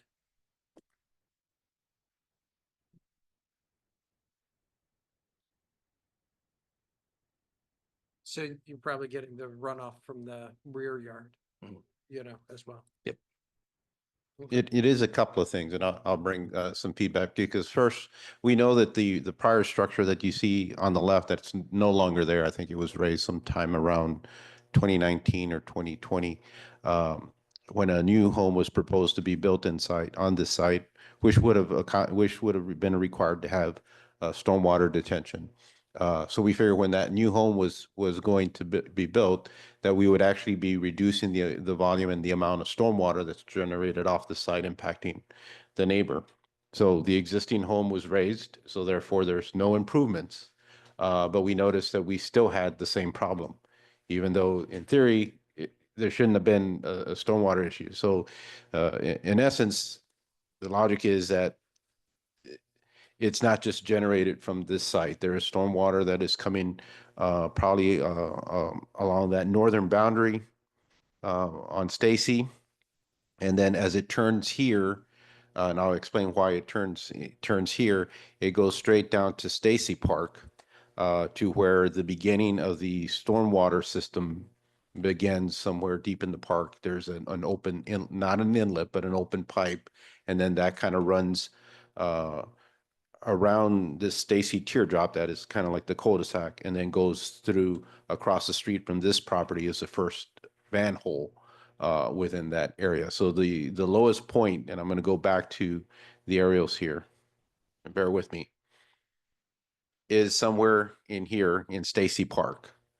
There's a pipe literally comes out of the ground and it's just open, and it just picks up water from the park. And I think a lot of what kind of runs along here and turns this way. Why does it turn that way? Well, apparently there is a pool that was built here on a property on Bonham Estates. I believe that is the correct street name here that runs parallel with the south end of Stacy Park. And it has a pretty sizable retaining wall. It's taller than me. So it's 8 foot tall. So that water is kind of forced to go in this tree lined area, and then it makes a 90-degree and starts going back to there, to Stacy Park. In addition to that, whatever this pool has in there, we're not sure if we're sure that the surface of the pool deck and the retaining wall are piped underground, and that there is a release somewhere along the wall, somewhere in this back corner here. But we're not sure if there's other pipes interconnected to that system in there. So you get stormwater that's probably generated from this terminus here on Bonham Estates here, that adds to the water that's already there, that follows the natural flow, which goes northward into Stacy Park. We do have some aerial images where they kind of show some of the contour lines, and you can see that as you get along here, those images become really dark, noting that they're getting lower and it's a depressed area in there. So being cognizant of that, of course, the first round we thought, well, when the new home is built, the stormwater would be able to accommodate that in its system and container. But when the house was torn down, that their issue didn't go away. They continued to get some stormwater drainage, and of course, the intensity of the rain types that we get, it can get quite overwhelming.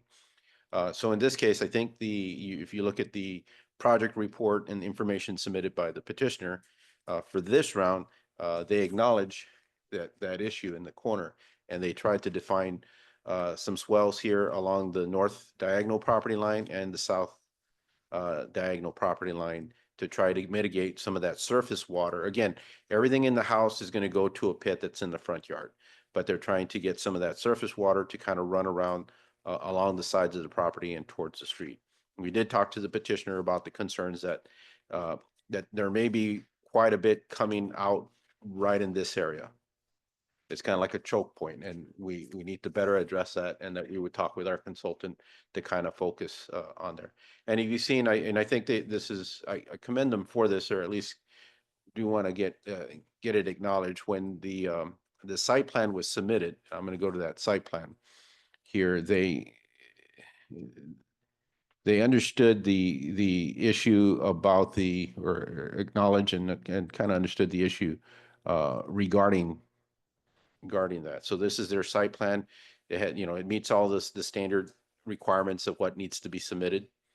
And then this is the new home, and you can see how they're trying to channel some of that stormwater along the sides in there. We're not sure if the problem is somewhere here because of that wall or it's something else, but we're starting to get close to some of these larger trees, so we're trying to be cautious with that in there. But what they did, and which we appreciate, is they really took into consideration what's going on, and that it's not just what's generated on their site, it's what's coming all the way back here in there, and that's going to assist our consultant to conduct a better review in there. So they're trying to take a broader picture, because everything you see here eventually is turning and going on to the property towards the north. We hope we can try to kind of recapture that and shift that along the sides of the property in there. It's not only just, they're not doing this because for the neighbor, it's a good thing, but they also help their yard, which is the previous owner used to get their backyard completely flooded in there. This owner or the future property owner on this is probably going to do improvements back there by being able to accommodate or move that water away and shift it towards the street will help them out tremendously as compared to what was happening both right now and prior to that. In there. Again, we still are awaiting our stormwater consultants reviews in there. They gave you some pretty good details on the swell. Again, I think I'm not going to say that this is the best solution, but this is one of the better site plans that we received regarding addressing the stormwater from a broader picture.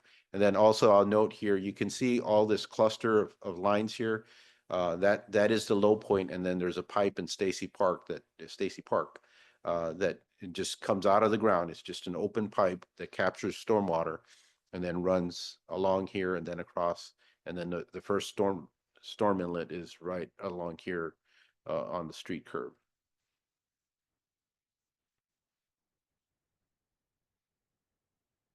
Well, that's a great overview, Carlos. I appreciate it. That is an interesting contour. Now, the areas that are out to the north of that dashed line, that wouldn't be addressed, kind of on their property, that little triangle, if you will. That is still going to sheet flow or go across to the neighbor's yard, right? Yeah, if there are issues that are being generated from the retaining wall back here and they have other pipes, that still is going to go that direction. You can see attempts are done here to try to capture some of the water as it's running, in this case, westward in here to pull it towards the street, and then again to pull it towards the street, then again to try to pull some towards the street. But there's still quite a bit of volume that goes down here, and you could see this cluster of hatches. That is just the reality of the grade in there and how what's going back there in there. If there's opportunities to further this further back or to work with the property owner, because there is a fence that runs across through here, I believe, or a retaining wall, and there we'll talk to them about that too and see if we can address that. I think it's one of those. There is a stormwater problem, but it can't be solved within the boundaries of this lot alone. Right, but now would be a good time to get all the property owners Yes, involved. definitely. To kind of discuss. Go ahead. That was going to be my point, is that this is actually really remarkable to have all this, and you can see that it's never just one property. And I'm wondering, that pool and that wall seems to have created more problems than it helped. And I'm wondering what mechanism do we have to ask council or what to address a stormwater issue that is clearly happening, and have a way of addressing it through a city process of some kind where multiple homeowners are involved. Because it's so frustrating. Okay, we have this little parcel and, we can do what we can do, but if you don't look at the big picture, then you're really not doing much.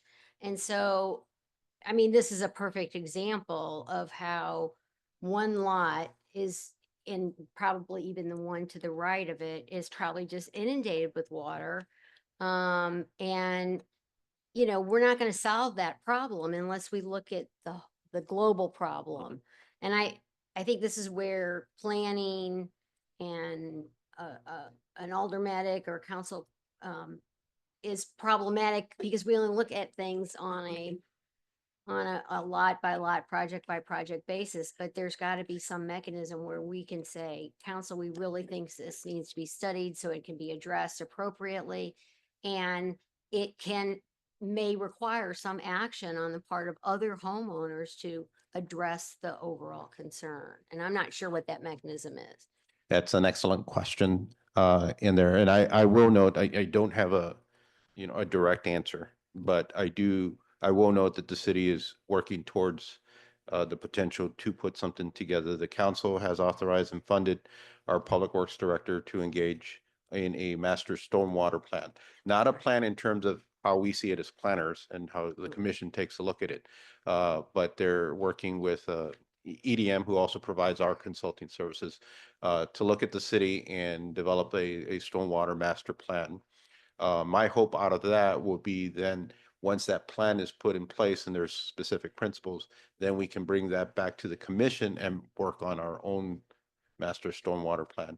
For the most part, we've been doing this in a piecemeal basis. We know specific neighbors that we've worked with. There's one on the back of Avon Court and Lindley in the Oak Estate subdivision, where we've identified an area that when a specific property develops, all the neighbors are willing to pitch in to do a big rain garden. And there, we've been working with some residents in Ramsgate, though they'd like to have seen it go further, but planning for when a specific property develops, if there's a way to address some downhill stormwater issues along the Ramsgate curb behind Heather Hill. But I hope that plan and the process that they're working for will be a benefit for us as a whole, and bring back to the commission to continue in there. That plan, if any of you are familiar, they did the same format for the city of Frontenac, and that's been pretty successful in terms of its implementation. So Great. we are, I believe, 3 months into the process with the final product to be presented back to the public works, which there would be a public meeting or presentation before the council.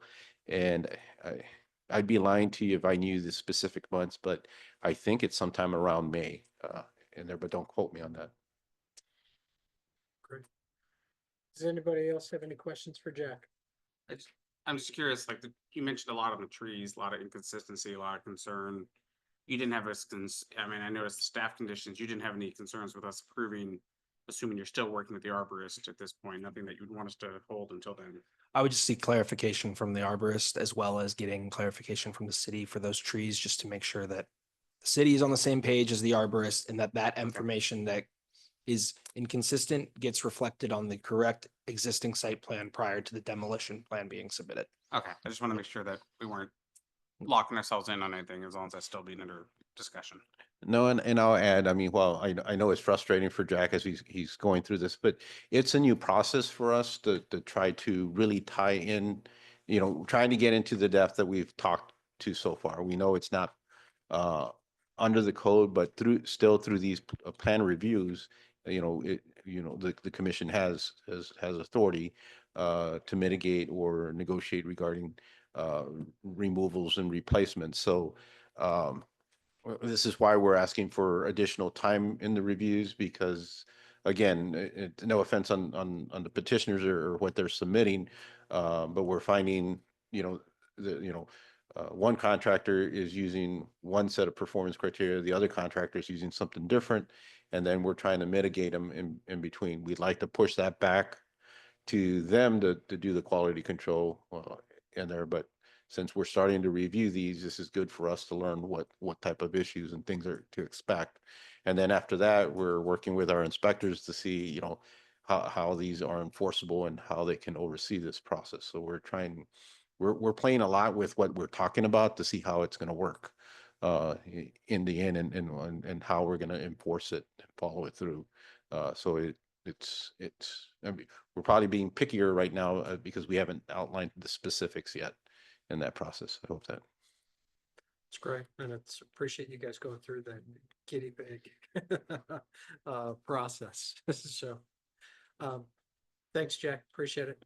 Is the petitioner here?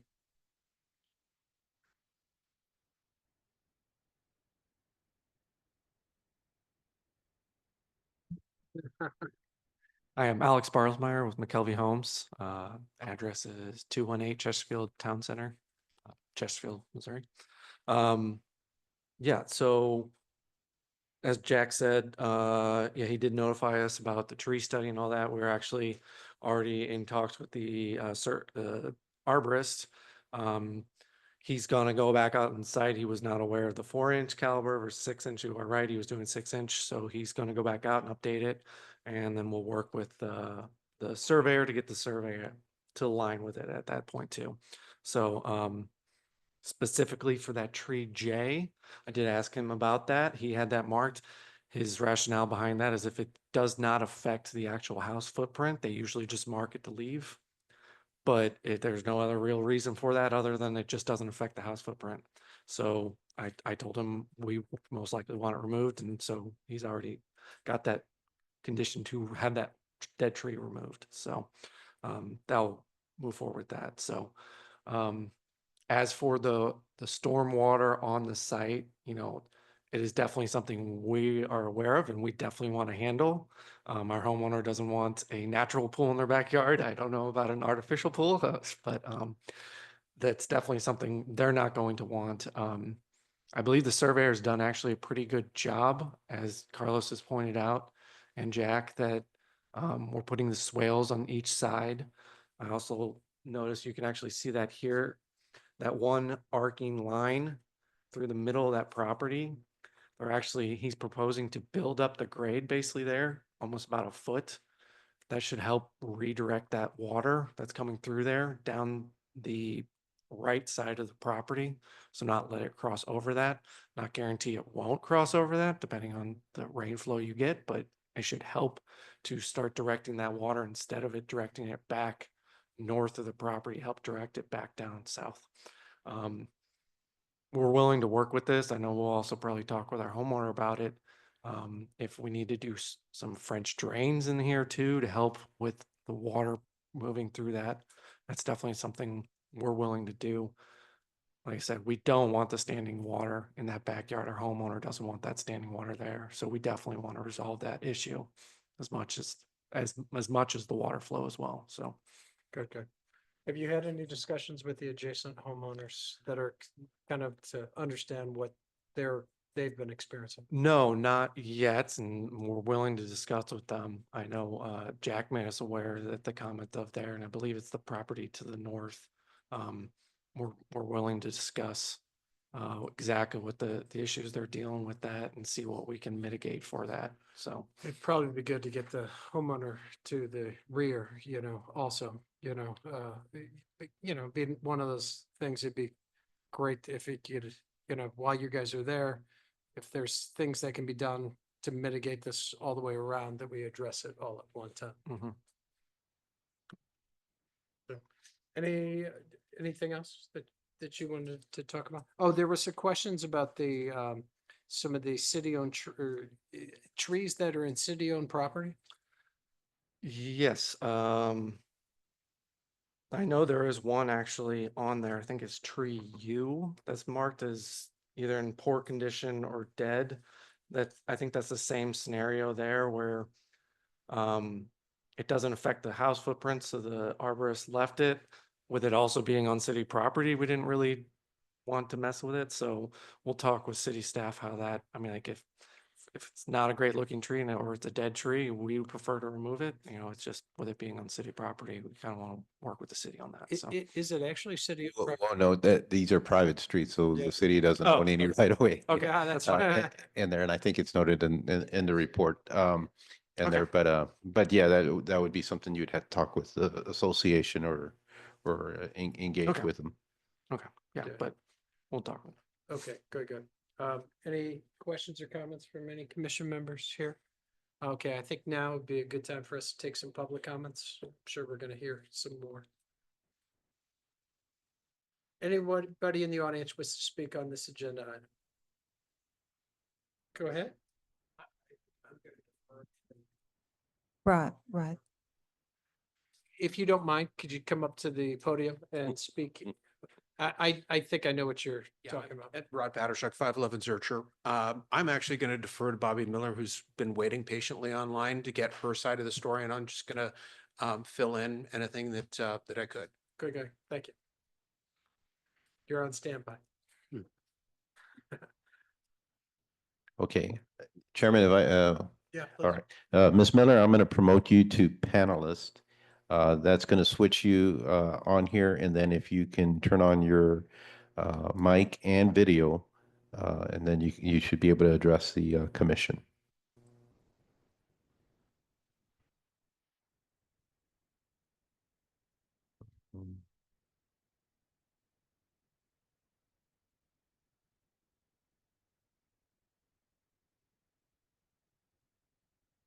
Okay, Ms. Miller, you've been transferred over as a panelist, so we can see that you're present. You just need to turn on the mic and video. Can you hear me now? We can hear you, but we can't see you.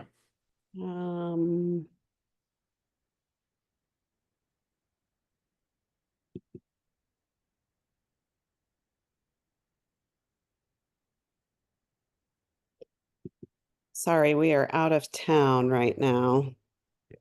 Yeah, if it's okay, Chairman. That's fine. All right, Ms. Miller, you should be okay. Okay. You can state your name and address. It's Bobby and Colin Miller at 17 Stacy Drive. And you have the packet that I had previously sent. We've lived on the property for 32 years and just wanted to voice our concerns. We're happy that a new house is going in. Just wanted to voice our concerns that our property, especially to the side closest to the new development, has been flooded more since the house. Yeah, since my husband's here too, Colin Miller, since the house has been taken down. We have, and Rod Pattershuk can attest to this too. We have French drains already on that side of the property, as well as along if you look at our property, along the front side of our pool against the back of the house that goes all the way over to where he was talking about that Stacy Park drain.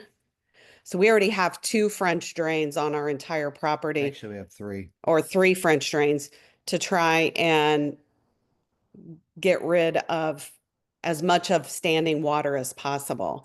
I think our concern is knowing that for the past 3 or 4 years since the house has been down, there's been 1 to 2 feet of standing water in the backyard at all times. And in the report that I read over was that you have it in my notes. It says that they're not going to do much mitigation to the backyard of the property. They're going to put swells on both sides.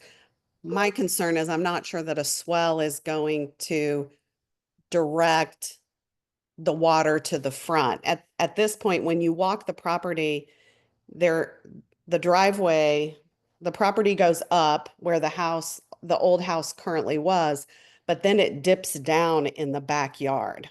So the backyard right now is lower than where the house is.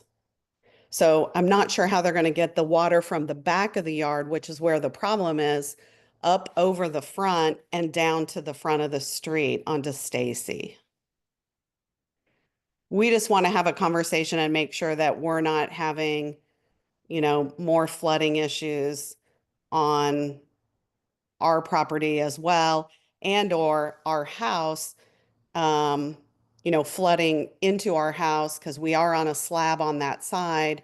And with the amount of structure that's being put in, new roof, concrete, all of that, we just want to make sure that they're doing everything that they can to get the water to the water to the front. I understand about the drain that's in the front. I'm still not convinced that the water is going to get from the back to the front. The other thing that was stated earlier was the pipe that is to the north side at the bottom of Stacy Park. Well, yes, there is an open pipe that is there, but that's because there's a 50-foot hill from Stacy Park down. It's like a valley that comes down on that side. We don't have any water concerns from that side. It's really, it's from next door, and it's in the last 4 years that they've taken that house down, it has considerably been more water. Carlos has been over there and walked the backyard and saw how saturated it was. And I don't know if it was the house coming down or if it was the retention wall that was allowed where the pool is above us. That pool has been there for 30 years since we've been there. So it's not the pool.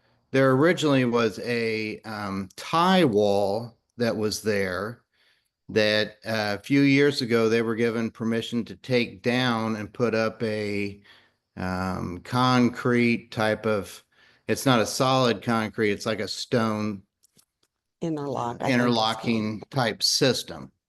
So between that and the house coming down, there we just, I mean, there's times that our guy that cuts our grass can't even cut the backyard because there's standing water.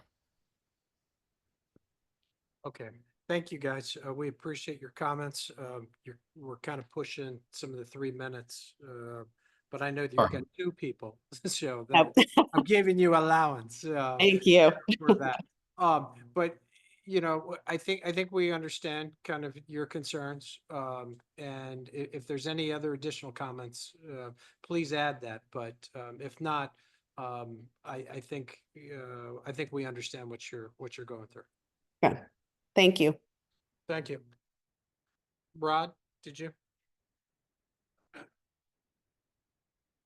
As I said, Rod Pattershuk, 511 Zurcher. I will be brief. There's a few, and who loves marathon meetings more than you guys. Anyways, I'm a good friend of the Millers. I'm a real estate agent in the area. I've dealt with these things in a number of properties throughout all of that a number of times. First point, the wall adjacent, approved a few years ago. Yes, it seems as though that seems to be the issue, but that's something you have to deal with. So it's causing a problem. You know, let's go ahead and figure out what we can do about this. 2 other things is that the current proposal does not necessarily seem to be sufficient with swells. Just to recharacterize what the Millers have said about their drainage system, they said it's French drains. I looked at it, walked the property with them recently, and was made aware that they have 2 by 2 foot catch basins to catch water from their property, from downspouts, etc. And I would not call it a French drain, although it acts as a French drain. It's more like a culvert. It's 12 inches, and it takes a fair amount of water there. Now, the other ones going towards the front of the property are probably smaller. And the issue is that given the nature of the property right now, they're at capacity. And if anything else is added to that, it will cause more problems. It would be wise for, McKelvey to go ahead and talk to the Millers and have something similar put in on that side rather than swells, probably something underground. Which kind of leads into the issue: as soon as you start digging things on a property, you're going to hit roots. So my comment is that trees are temporary, no matter what you say. They live, they die. It's great to go ahead and keep trees. I'm not sure who wants to keep trees. If it's the owners, the builders, or ordinances and just the rules.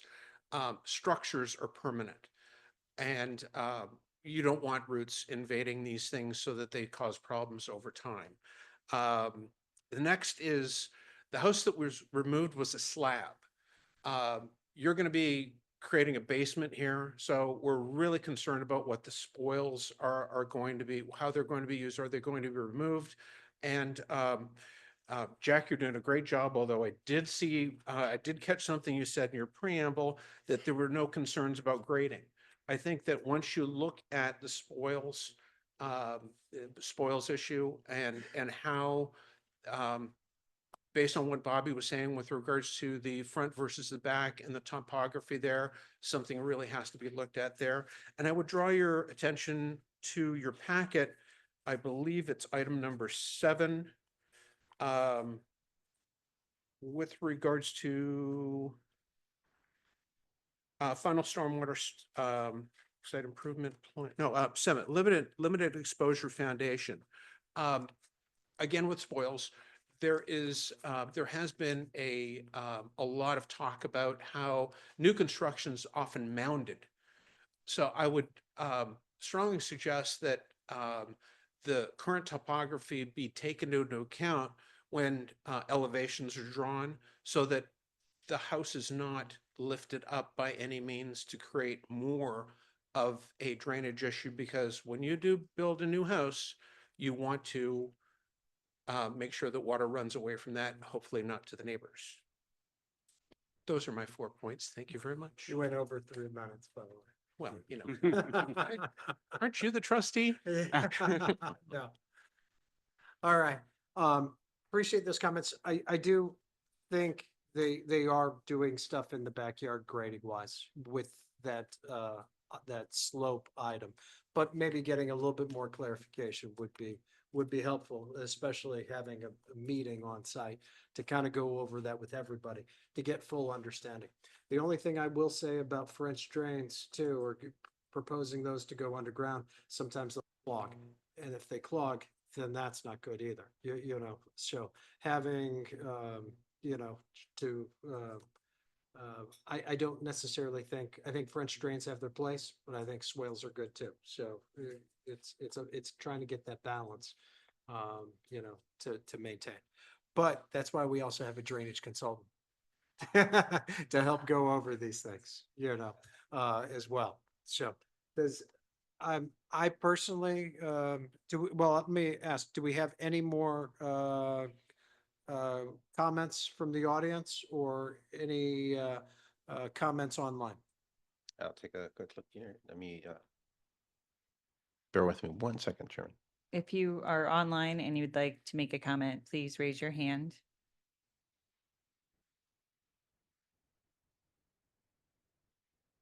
On the screen. Good clarification, just in case. All right, seeing none, do we have any, go ahead. In Ms. Miller's letter, she said there were some photos she submitted. Do you have those, Carlos? We have those in a email form. I think. I didn't see them in the packet. Did I miss it? Okay. Okay, I want to make sure that's what I just was curious, like how, I mean, like. I 2 could pick foot of those water up is a if lot you of need. Yeah. water. They were part of the email. You got a printout of the email, but not the attachments, but we can Right. get those for you in just 1 quick Okay, second. Here. thank you. Mhm. Tax dollars, well, it works, like, it's Yeah. small, the building is built. Quick technology.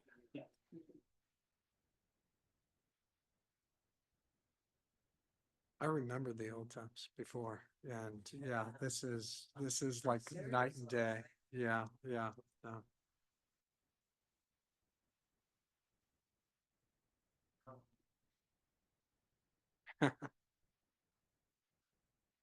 Okay, I'm going to go over the pictures that were part of Miss Miller's email.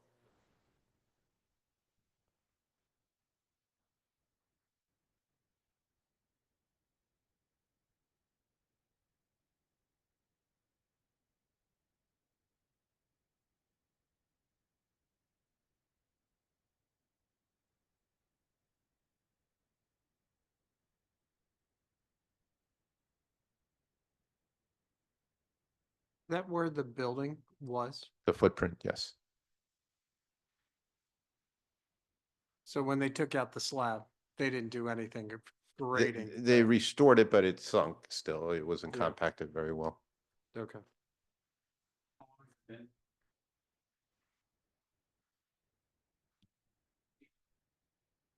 was when the house was raised. Demolished and then nobody rebuilt.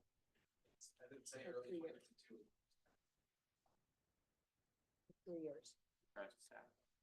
Yeah, and think of the mosquitoes. Yeah. Chairman, Ms. Miller would like to ask, is that all right? Yeah, sure.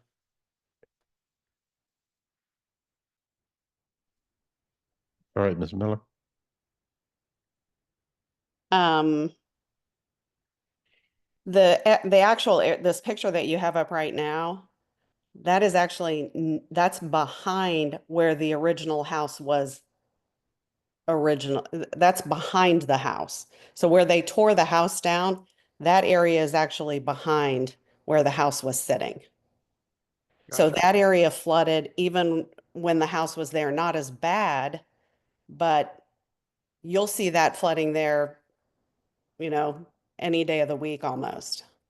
It was not where the house was actually sitting where they dug it up and under. Okay, okay. Thank Thanks you. for clarification.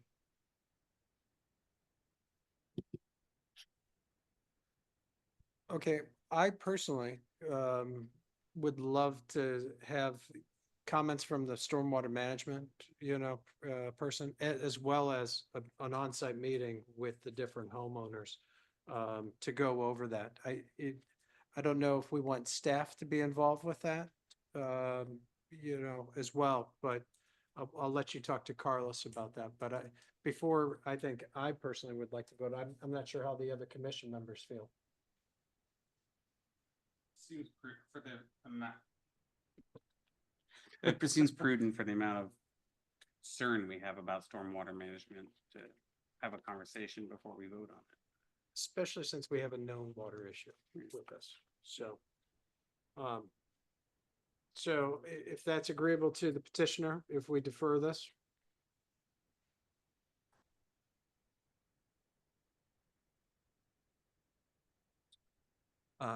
Yeah, that's agreeable. We can meet with the Millers on site to discuss this. And also, we're still waiting on the comments back from the stormwater review anyways, so we're perfectly fine with doing that and making sure we get this right the first time. Good, good, good. I would you. consider talking to the homeowner behind as well. Okay. Okay, thank you. I appreciate it. And Chairman, I'll note, we have an early meeting in January. That would be on the 16th. So the goal would be to try to coordinate that with both the neighbors, the stormwater consultant, their engineer, and them themselves as soon as we can. Good, good, good. In there, and it probably won't happen until shortly after the new year. In there, but we'll work with Okay, to great. see if we can come back in January. Okay, that being said, we'll move on to item E, which is 9500 Bonham Road. The last hurrah. Oh. So we got 95 Old Bonham Road in front of the commission tonight with a new single-family home that's subject to site plan, community design, and concept stormwater management review. This is Lot B of the subdivided lot of 9504 Old Bonham subdivision, which was in front of the commission on multiple days, but approved by the commission on September 5th with with the preliminary plat, and then the final subdivision plat being approved on October 17th of this year. At staff's request, we did get the arborist report. The arborist report that was provided is the same arborist report that was for 9504 Old Bonham, with it being a joint arborist report there. You can see that the trees that were deemed to be kept on Lot B, which is the one that's currently in front of you, are still all same information provided. There, for instance, again, another concern from staff, stormwater management, still awaiting comments from the consultant. The plans for stormwater here include a dry well pit, which is located in the southeastern portion of the rear yard. It's pretty similar to what was proposed for 9504 Old Bonham in the same location on the rear yard as well. That the petitioner is installing that dry well pit, and it will be located in that rear yard portion. And then the other concerns were just the tree preservation. Backyard as well as the front yard. Right. Thank you, Carlos. If we can, Carlos, can we demote? They're off as I don't wonder.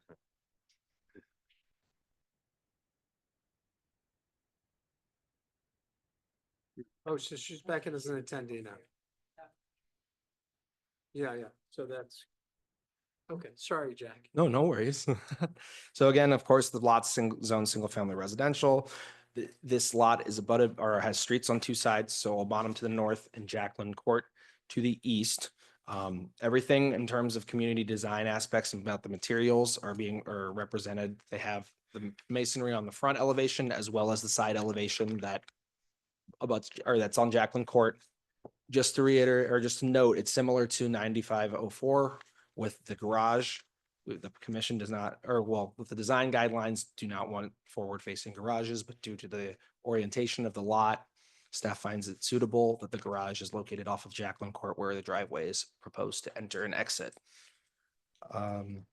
Lots 22,455 square feet with a lot width of 112 feet along Albonum and then 111 feet towards the rear. It's the same lot width as what you had seen for 9504, but in the lot depth of 199 feet. These meet the lot requirements. The site plan would not be required for review, so we reviewed, but subject to the commission's approval, you guys do have the authorization to request site plan review. Do you have any pictures of the two of them together? Carlos, or? Yeah, there is on the Let's see if it report. is. This one we're talking about? Yeah, I think that's it. Yeah, Yeah. I just wanted to see. If you don't, that's okay. I can use my imagination as well. I'm sure.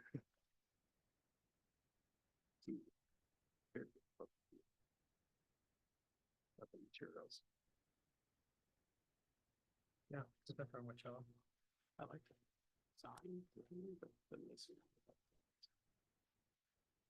There have been mailings that were sent out as well as we have received no concerns from neighboring properties pertaining to this. Yes, Rob. Color version of the rendering. Mhm. Yeah. I just wasn't sure, like, design, I like them both, but I just wasn't sure, like, how dark are we talking 9500 versus 9504? Is it, like, what material are we talking about?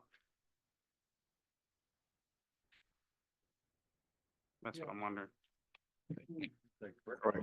Right. Light brick? Yeah. When you look at the elevations, because they're showing the individual bricks, it looks like it's supposed to be darker, but it's not. You'd have to look at that color rendering, and the petitioner could probably adjust just to confirm, but I believe it'll be a white brick. Okay. Yeah, thanks, Jen. Anybody have any questions for Jack? Seeing none? Thanks, Jen. Thank you. All right, would like the petitioner to come up? Appreciate your patience.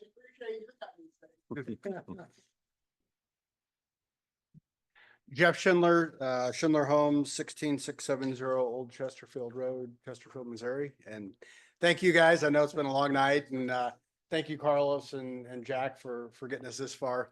I think you did a good job kind of explaining the project, and super excited to be building all of that again. And yeah, here to answer any questions you might have. So. I don't have any questions, concerns. I was concerned about the trees in the southeast corner, but I see that there's a manhole going in there. Is that what it is? Yes. What's the manhole for? Well, there is an let's see, is that where yeah, that's the new, we're having to extend It's sanitary. the main, up to that location. Oh, so it's the sanitary line's gonna. Correct. connect to the streets. Yeah. Thanks. I get it. What I'll note also, so the commission is aware along with Mr. Schindler. So this is a problem area for our public works staff. So they're excited to see the construction of the new home here. While we want to, their goal too is to try to preserve as what we can, but bear with me 1 second so I can find my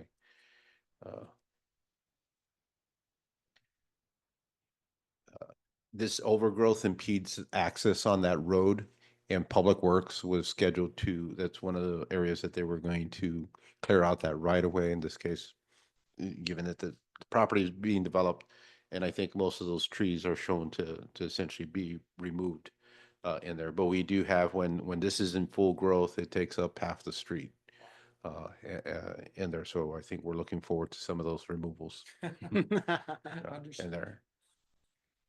Are you building both of those houses at one time? No, sir.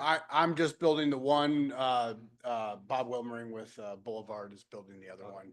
And I assume we'll be building generally at the same time. I was more Yeah. curious.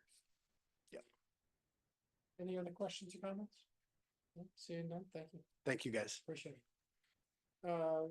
Anybody in the audience wish to speak on this agenda item? I believe everybody is off now, sir. Seeing none, no participants, no further discussion, or assuming no further discussion. Pardon? Oh, thank you. Oh, sorry. Okay, we've had no public comments out in the audience and we've had nobody online. So, I'll entertain a motion. I'll make a motion. Go ahead. Motion to authorize the approval of the petition for a community design and concept stormwater management review for a new single-family home at 9500 Old Bonham Road as presented in the memorandum from the Department of Planning and Community Development dated December 19th, 2024, subject to any staff conditions noted therein. Motion's been made by Laura Ragsdale. Do I hear a second? Second. And second by Tip Spiegelglass. Carlos, you please call the game. Commissioner Spiegelglass, Commissioner Ragsdale, Approved. Commissioner Powell, Approve. Commissioner Lewis, Approved. Commissioner Druryl. Approved. Right, the motion passes unanimously. The next step in the permitting process, of course, will be for the application for building permits.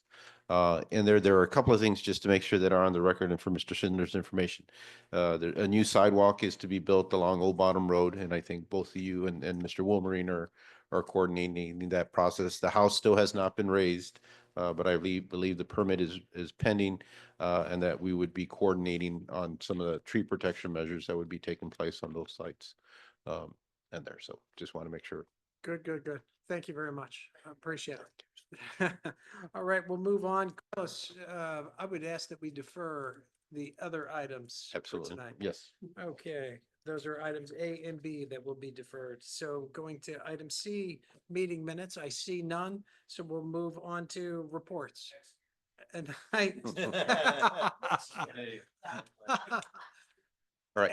And brief would be appreciative if at all possible. So, On the, in terms of meetings, of course, we will not have a January 2nd meeting.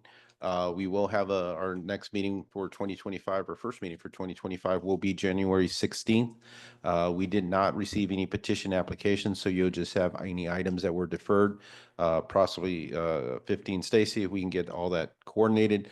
And then we'll check with 820 North Price to see where they're at in that Good. process. I think that'd be optimistic if they can get all that information in yet. But they, again, I think they may come back for the purposes of the trellis if they get that resolved for permitting.